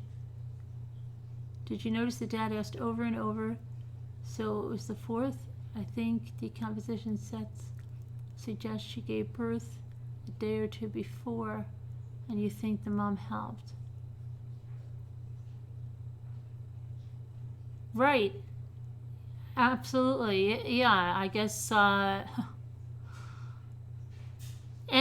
not only that, what kind of shirt did she have on in the gym picture? Wouldn't she, well, maybe her colostrum, she wasn't leaking yet. It's usually on the 3rd day or something, but wouldn't her boyfriend have noticed anything like about her breasts or anything? Like something's a little off there? Is he going to come in?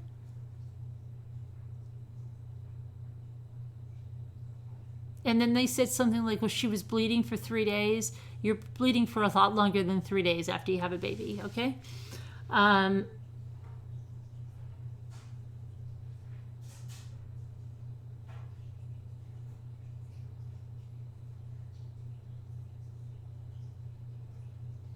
Her Brandon, the love of her life, who she's going to spend, you broke your tailbone. You know what's really gross? It was Jane Seymour. Did you hear what happened to her? Her baby, oh my gosh, I'll never forget this, came out, and his foot or something did something to her, to the inside like of her rectum. Oh my gosh, it like she needed surgery. A horrible freak thing, like it ruptured, or it was horrible. You should read the story. Like, it was in one of those magazines once. And I'm like, no way that can happen. And it did. So, yeah, she didn't have any complications. She wasn't worried, right? Nothing.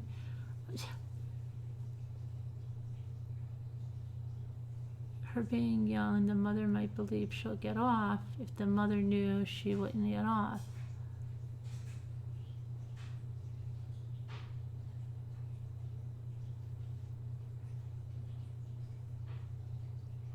Right, you can't, absolutely, Rosary, yeah.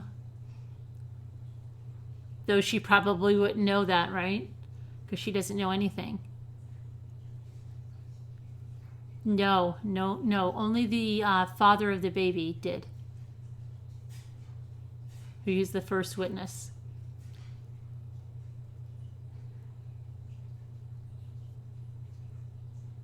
Did she take a lot? No. Gigi, no, Denise. The boyfriend said they were only together not even a month, right? They only had sex twice, one unprotected.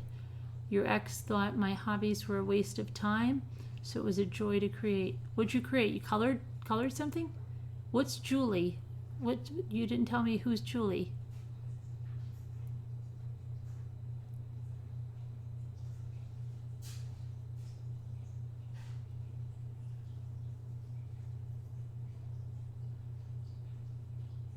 I think she's going to get off too.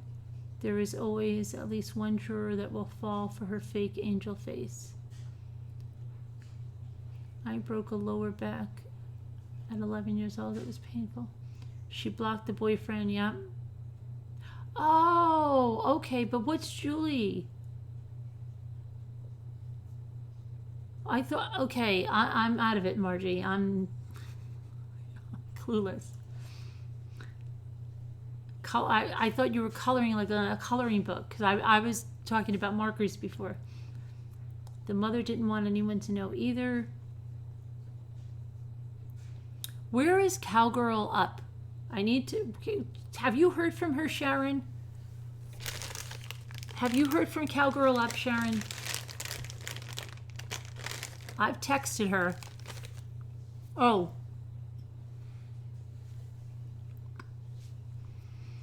Do you think she dug the grave?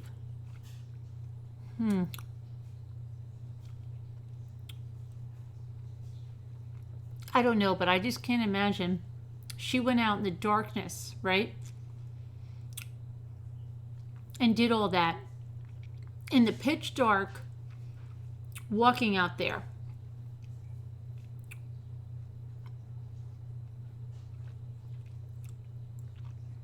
You think the baby has been born a few days? Well, remember when she said she held on to the towels for a couple of days? Who's to say she didn't wrap that baby up in a bag or something and put it in her closet?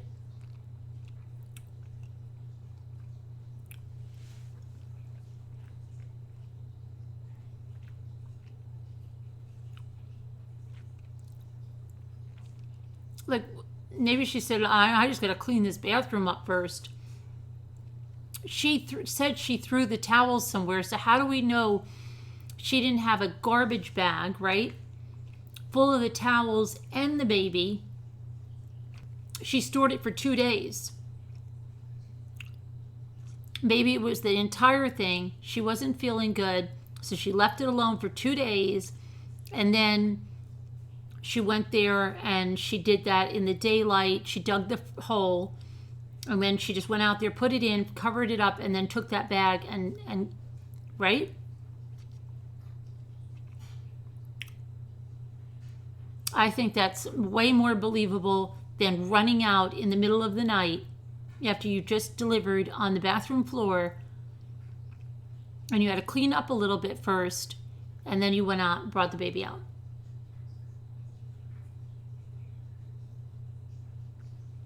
Yeah, I don't know either. I don't even understand the ones that go through all of that, have a baby, and then, oh my gosh, it's just naturally like, oh my gosh, the baby. It doesn't matter if it's on. If she did it, you mostly be so proud. Oh my gosh, the baby's here, or whatever. Or you try to get the baby help. Candles, yes, in her closet, yeah.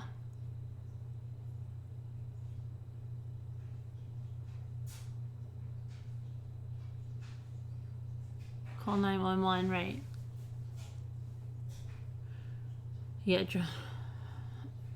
but I think that's what she did. She probably had the bag of towels, and she probably put her in there, cleaned up herself, cleaned up the bathroom, went back to bed, and who knows, maybe when she went to the gym, she brought it out.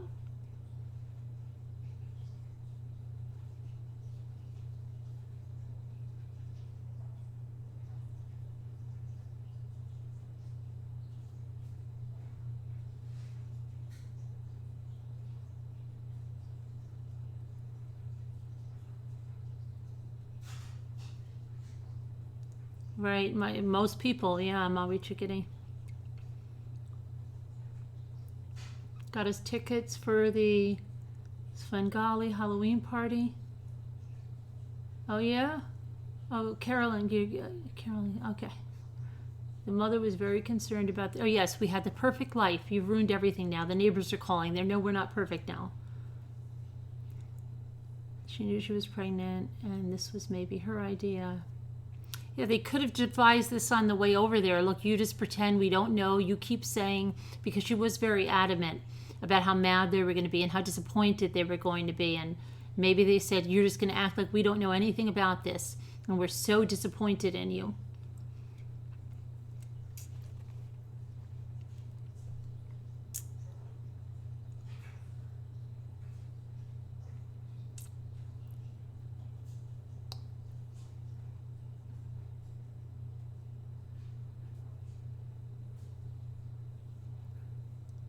Right, Teresa, yeah.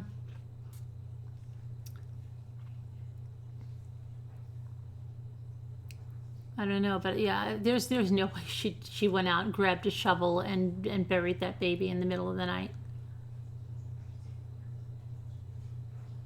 You're young and get off, is what the mom said.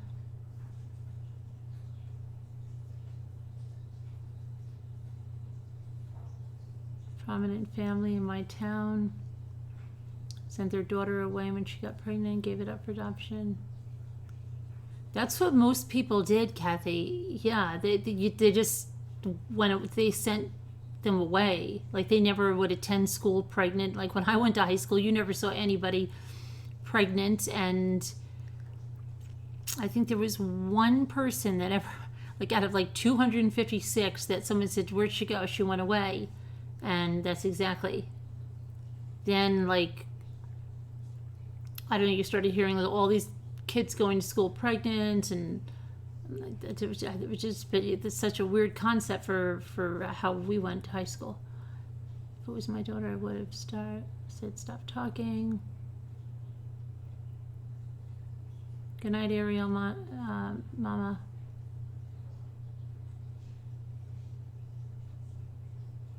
I admire people who offer up unpopular opinions. Otherwise, things deteriorate into merely an echo chamber. Very boring, yeah. Mom was all about image, mostly of herself. Yeah, her mother looked like maybe she could possibly, I don't know, it just seemed like maybe she might have an eating disorder as well. They aren't they? I don't know. Maybe that's why she was so concerned.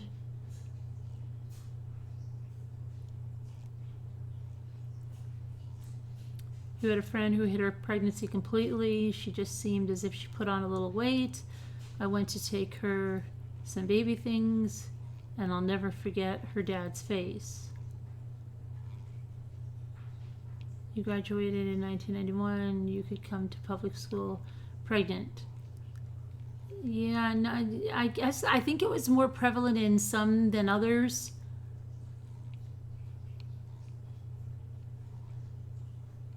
Yes, and would she rather go through birth all on her own than go to her mother? Shovel is what I thought someone said. A spade shovel. Yeah, she had a little, they showed a little, like, tiny little garden shovel. You graduated in 88 and you were asked to leave. I don't believe she didn't know she was pregnant. She knew. Her father is a chunky guy. Mother probably worried the daughter takes after him. Oh. My son's girlfriend did this. I would be livid. I would be in court every day hoping for justice. She said she felt the baby move. Absolutely. She said, oh yeah. She said, oh yeah, I felt the baby move.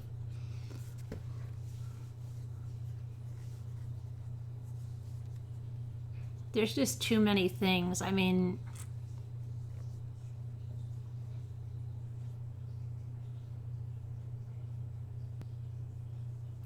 and there's a thing like not expelling the placenta too fast, because then it can not come out completely, and then you will hemorrhage. And there's like so many things to go on, and I don't know.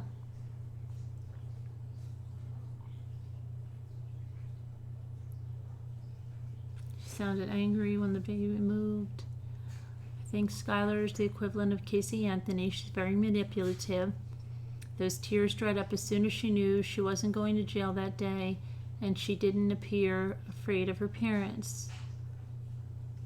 With social media, how could she not know what was happening?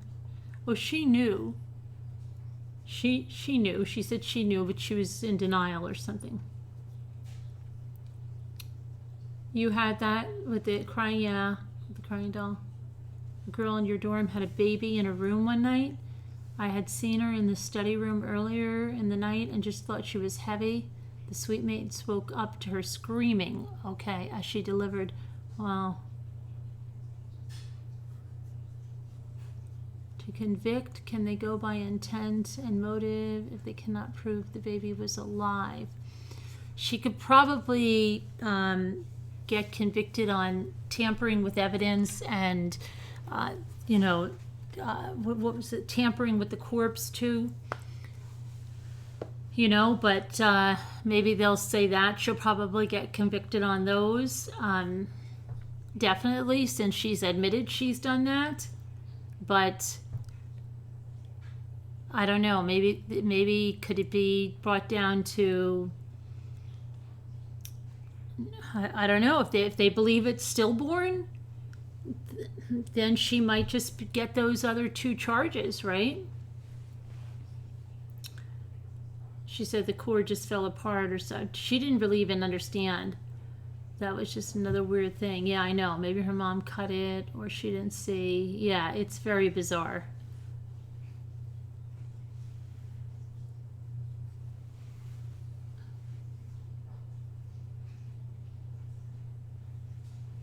Those convictions would be a few months to a couple of years. This is in Ohio, yes. Should be manslaughter at the least. But if they can't prove, and how are they going to prove that that baby was alive? How can they prove it now?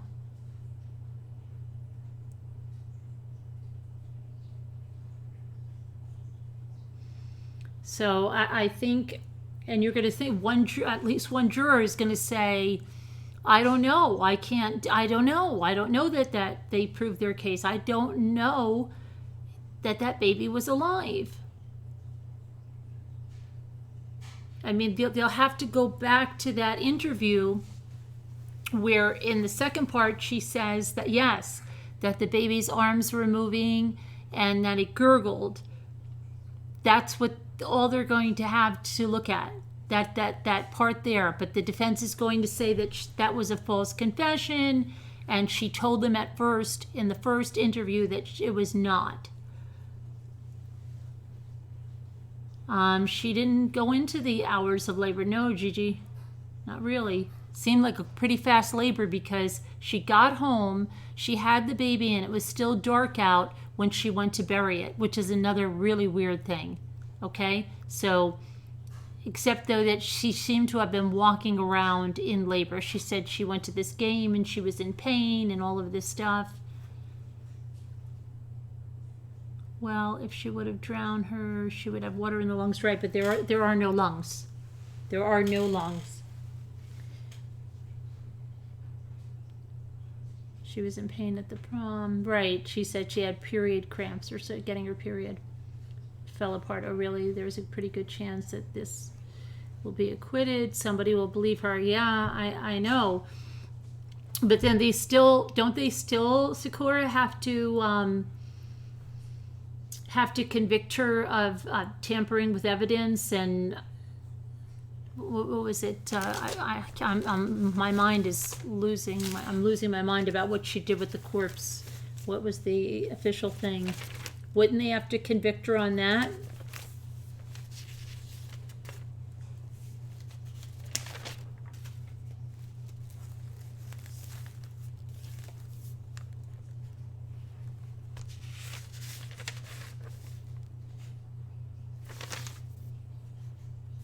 Can't believe the baby was just bones. Yeah, I can't believe the baby was just bones either.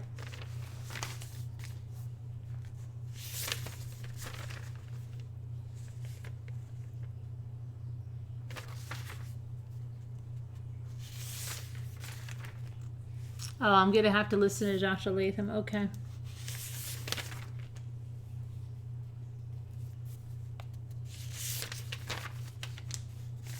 No, I have it in here.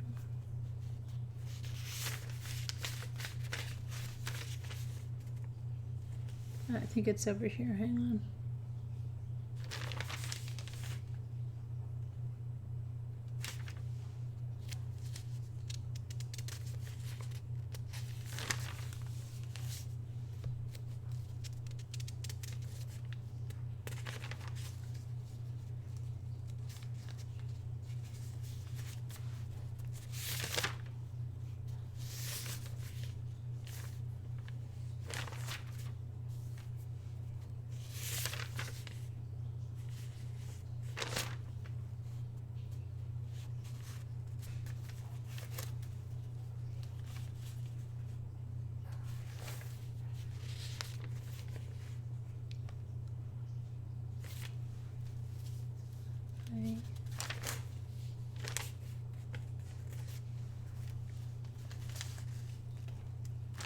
That's not, okay, she was charged, only person, no intention.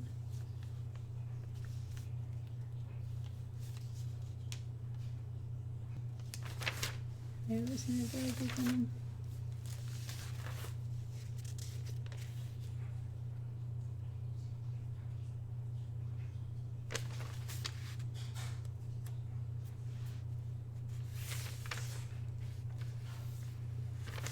Tampering with a corpse, but that's it, and the evidence too.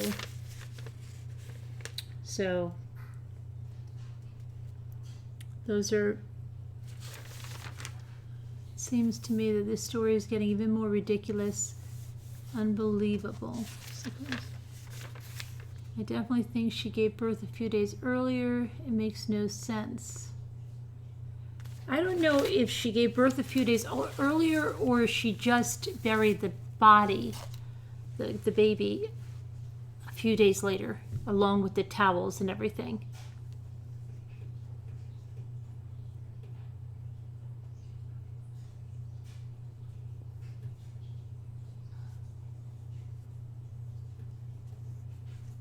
Do they think animals got into her?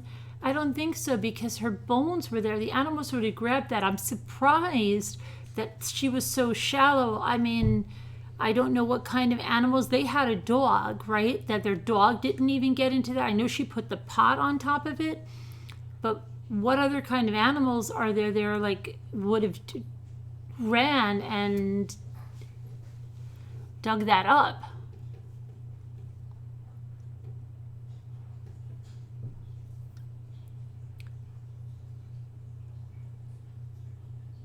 Whole life she's gotten away with the cutesy. There were just a few bones missing, Tanya, but not just the set of the leg bones, but they might be there. Like, wouldn't you be the parents to be combing over that? Like, because where are the missing leg bones? The baby's feet, they found some bones in the feet and stuff. But they're missing the two long bones of the lower leg, of the one of the lower legs. Thank you, Maui Chickadee. Thank you for being you. Thank you. If they have expensive lawyers, then they have expensive friends that would do favors, hiding secrets for the family. Flower pot on top to stop the animals, but only some animals. Other animals could burrow under and, I don't know. How did her parents not know she was digging in the backyard? I don't think she was digging in the middle of the night. I really don't, because they didn't know she got rid of the towels either, and nobody missed the... Look, her mother looks like one that would be like, where are the towels, right? She's not going to notice an entire bag of towels missing. Right, she wanted her to have flowers, Alicia. Wanted to make sure nothing, she wanted to look at her from her window. She might have squeezed her too tight. Right. Because she was loving her so much. Surprised she didn't say she was trying to do CPR and maybe she pushed, on her a little bit too much.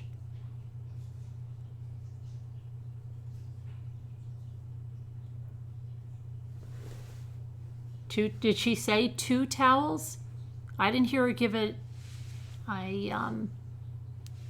She said with towels.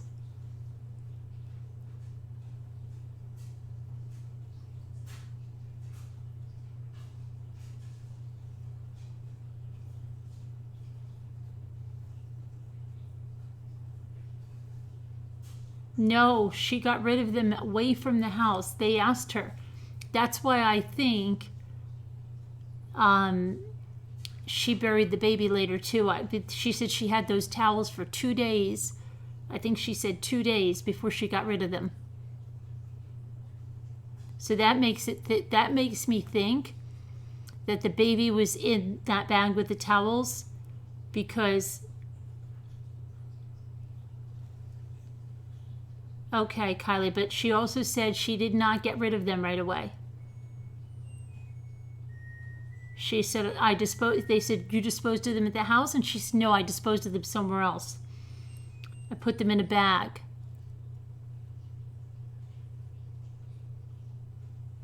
And so if she went to because you would say, well, why didn't she bring them with her to the gym in the morning and throw them in the gym garbage, right? But I think the baby was still in the bag at that point. And she went to the gym and blah, blah, blah, blah, blah. And then she probably waited to sometime during the day where her parents and her brother were out and she dug the hole. And then after she disposed of the baby, that's when she took all the towels and everything and dumped them somewhere. Though they never even asked her where she dumped them.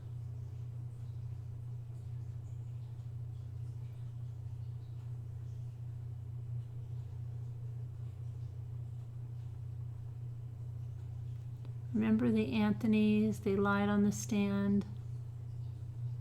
I think one of the reasons why this story is getting ridiculous, the mother and daughter, dad maybe too, concocted their stories as they went along. Yet the father kept saying, you did something very, very wrong. Like maybe that was his thing, that we're not defending our daughter. We think she's very, very wrong. Maybe it was too much. That he wanted to think like, I don't have anything to do with this. I'm telling her she's very wrong. I'm telling her she's a liar.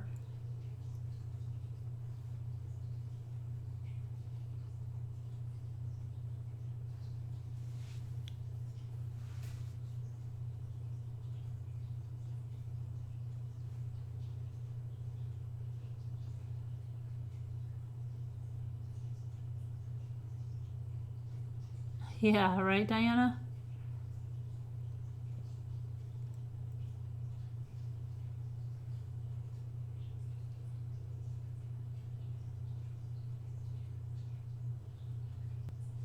I think the whole thing is a concoction of ridiculous lies. I think she buried another baby before.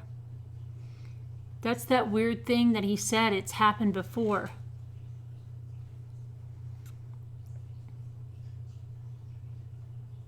How do you know when exactly the baby was born? She probably lied. We don't. I mean, Just her word. Just her word. I would notice if... I've heard some really stupid stories, but this absolutely takes the biscuit.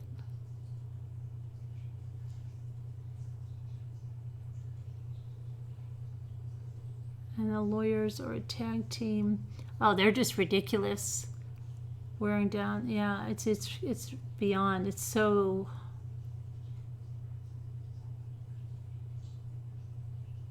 beyond. If she was controlled by her mom, she was soulless, without compassion for her own baby.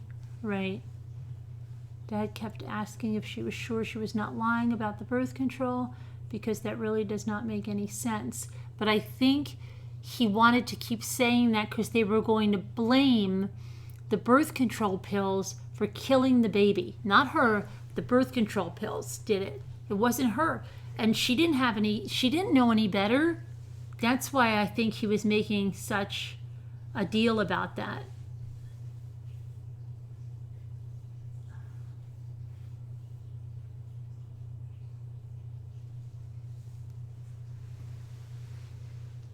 And that's why she was saying, they told Mom that I could, remember, you told me I can go pick up the prescription. They called me. And just the point that none of the people from the OB practice wanted to be filmed at all, that was really weird.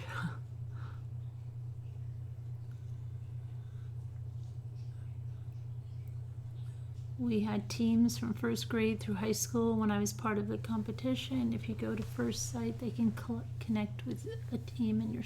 Oh, I don't know. And why would the doctor prescribe birth control?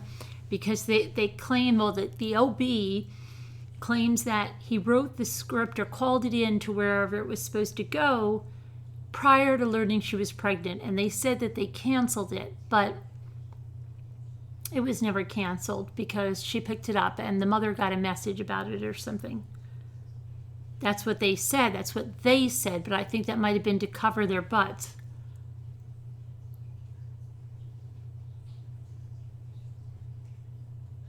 The whole office knew. Oh yeah, they said they knew about it. She manipulated the doctor's office.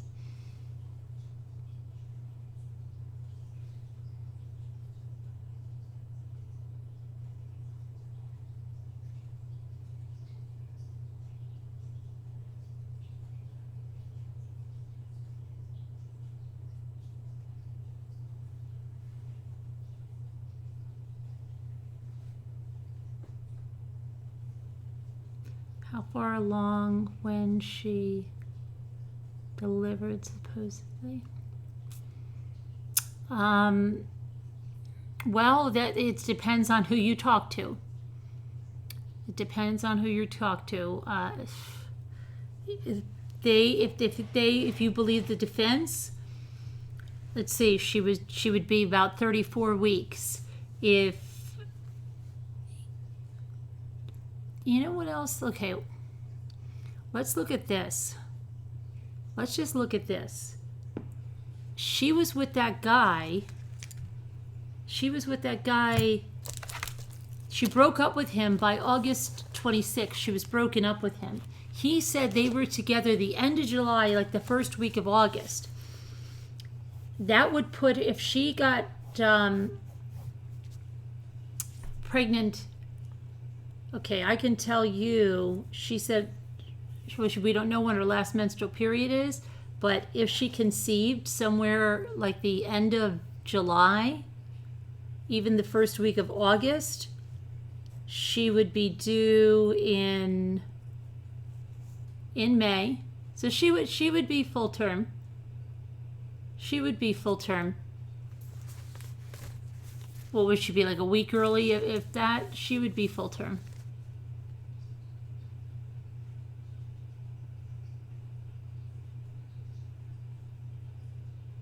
With my daughter, I got pregnant like the 3rd or the end of August, and I was due May 20th. If she got pregnant, she was full term. She was full term.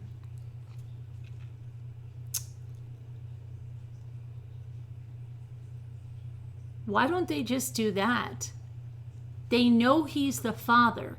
He's given them the times they were together. Why don't they just cut through all the crap and show that? I don't get it. Why are they doing all this? Well, she could have been, she was measuring, she wasn't really full term, she was like 32 weeks, and they're doing all that crap to show that it's, the baby wasn't growing and was compromised and all that crap, right? Oh, it was compromised. Okay, it's just like the doctor used his hands to measure, he didn't use a tape. And she could have an eating disorder, which the baby might not have been getting a lot of nutrition. It does come, okay.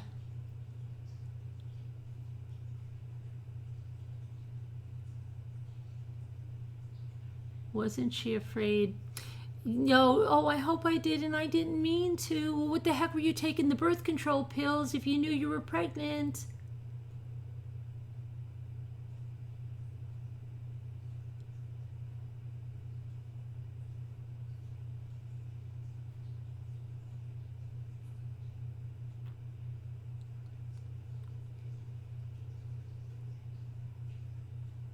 They have to draw it out for as long as possible.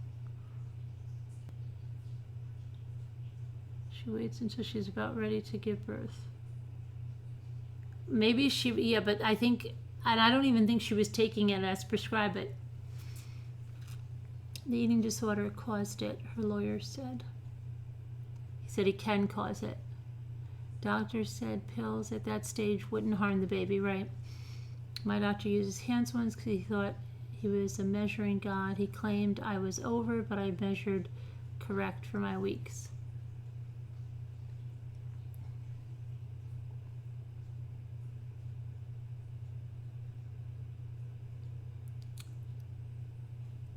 Right, it will take the nutrients from you, but it could also cause the baby to be smaller if she's not getting adequate nutrition.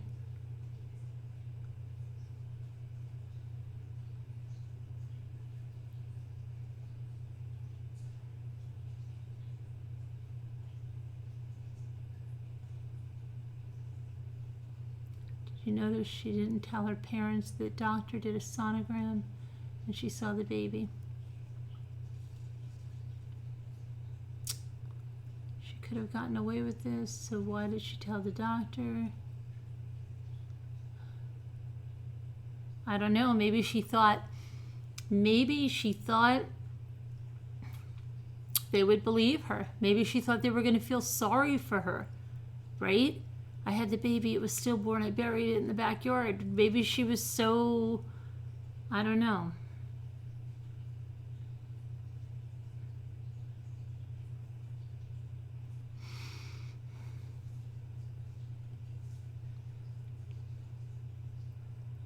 Because that's okay, because it was dead. I didn't kill it.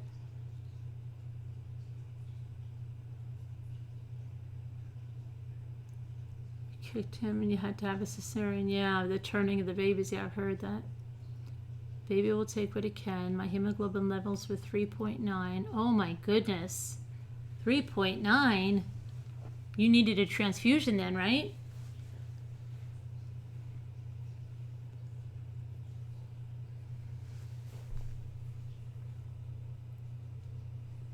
Baby looked like a basketball under her dress. Anorexia in infants is usually caused by a kink in the cord, not the mother's diet.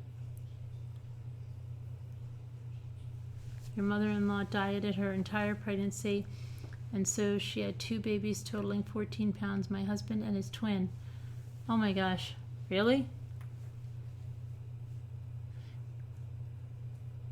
No one in their right mind would tell a doctor that. They have sworn to oath to protect life. Why would she ever say, why would she ever give that away? Like, what would she say? She couldn't say, I don't know what she would have said. What would she have said? Where did she deliver? What hospital? Where's the baby? Did you give it up for her? I don't know.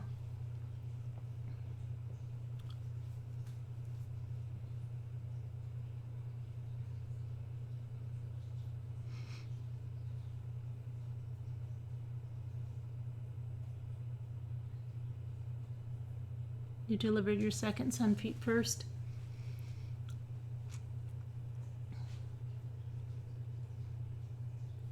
I don't know. Oh my goodness, it is 4:30. I'm wondering, like, well, why am I so tired?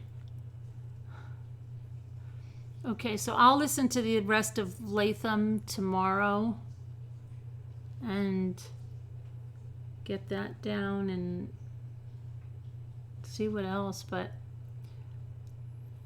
crazy trial, and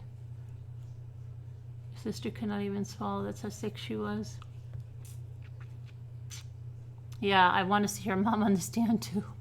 I want to see her mom's face finally. Like, then we'll know. I think then we'll have a good idea if her mom knew or not. Again, 65, yeah. It will be interesting. Yeah, it'll be an interesting case. All right, guys. Thank you to our moderators for coming in. Thank you, guys. See you later. And Cowgirl, text me. All right. Take care. Bye-bye. Have a good one. Prayers for everybody. Angel Callie for your mom, and for Avery, and for everyone. Oh, I gotta end the stream over here. Hang on. Oh, thank you, Claire. Thank you so much. For your love your channel and the Ramblers. We love you too. Thank you.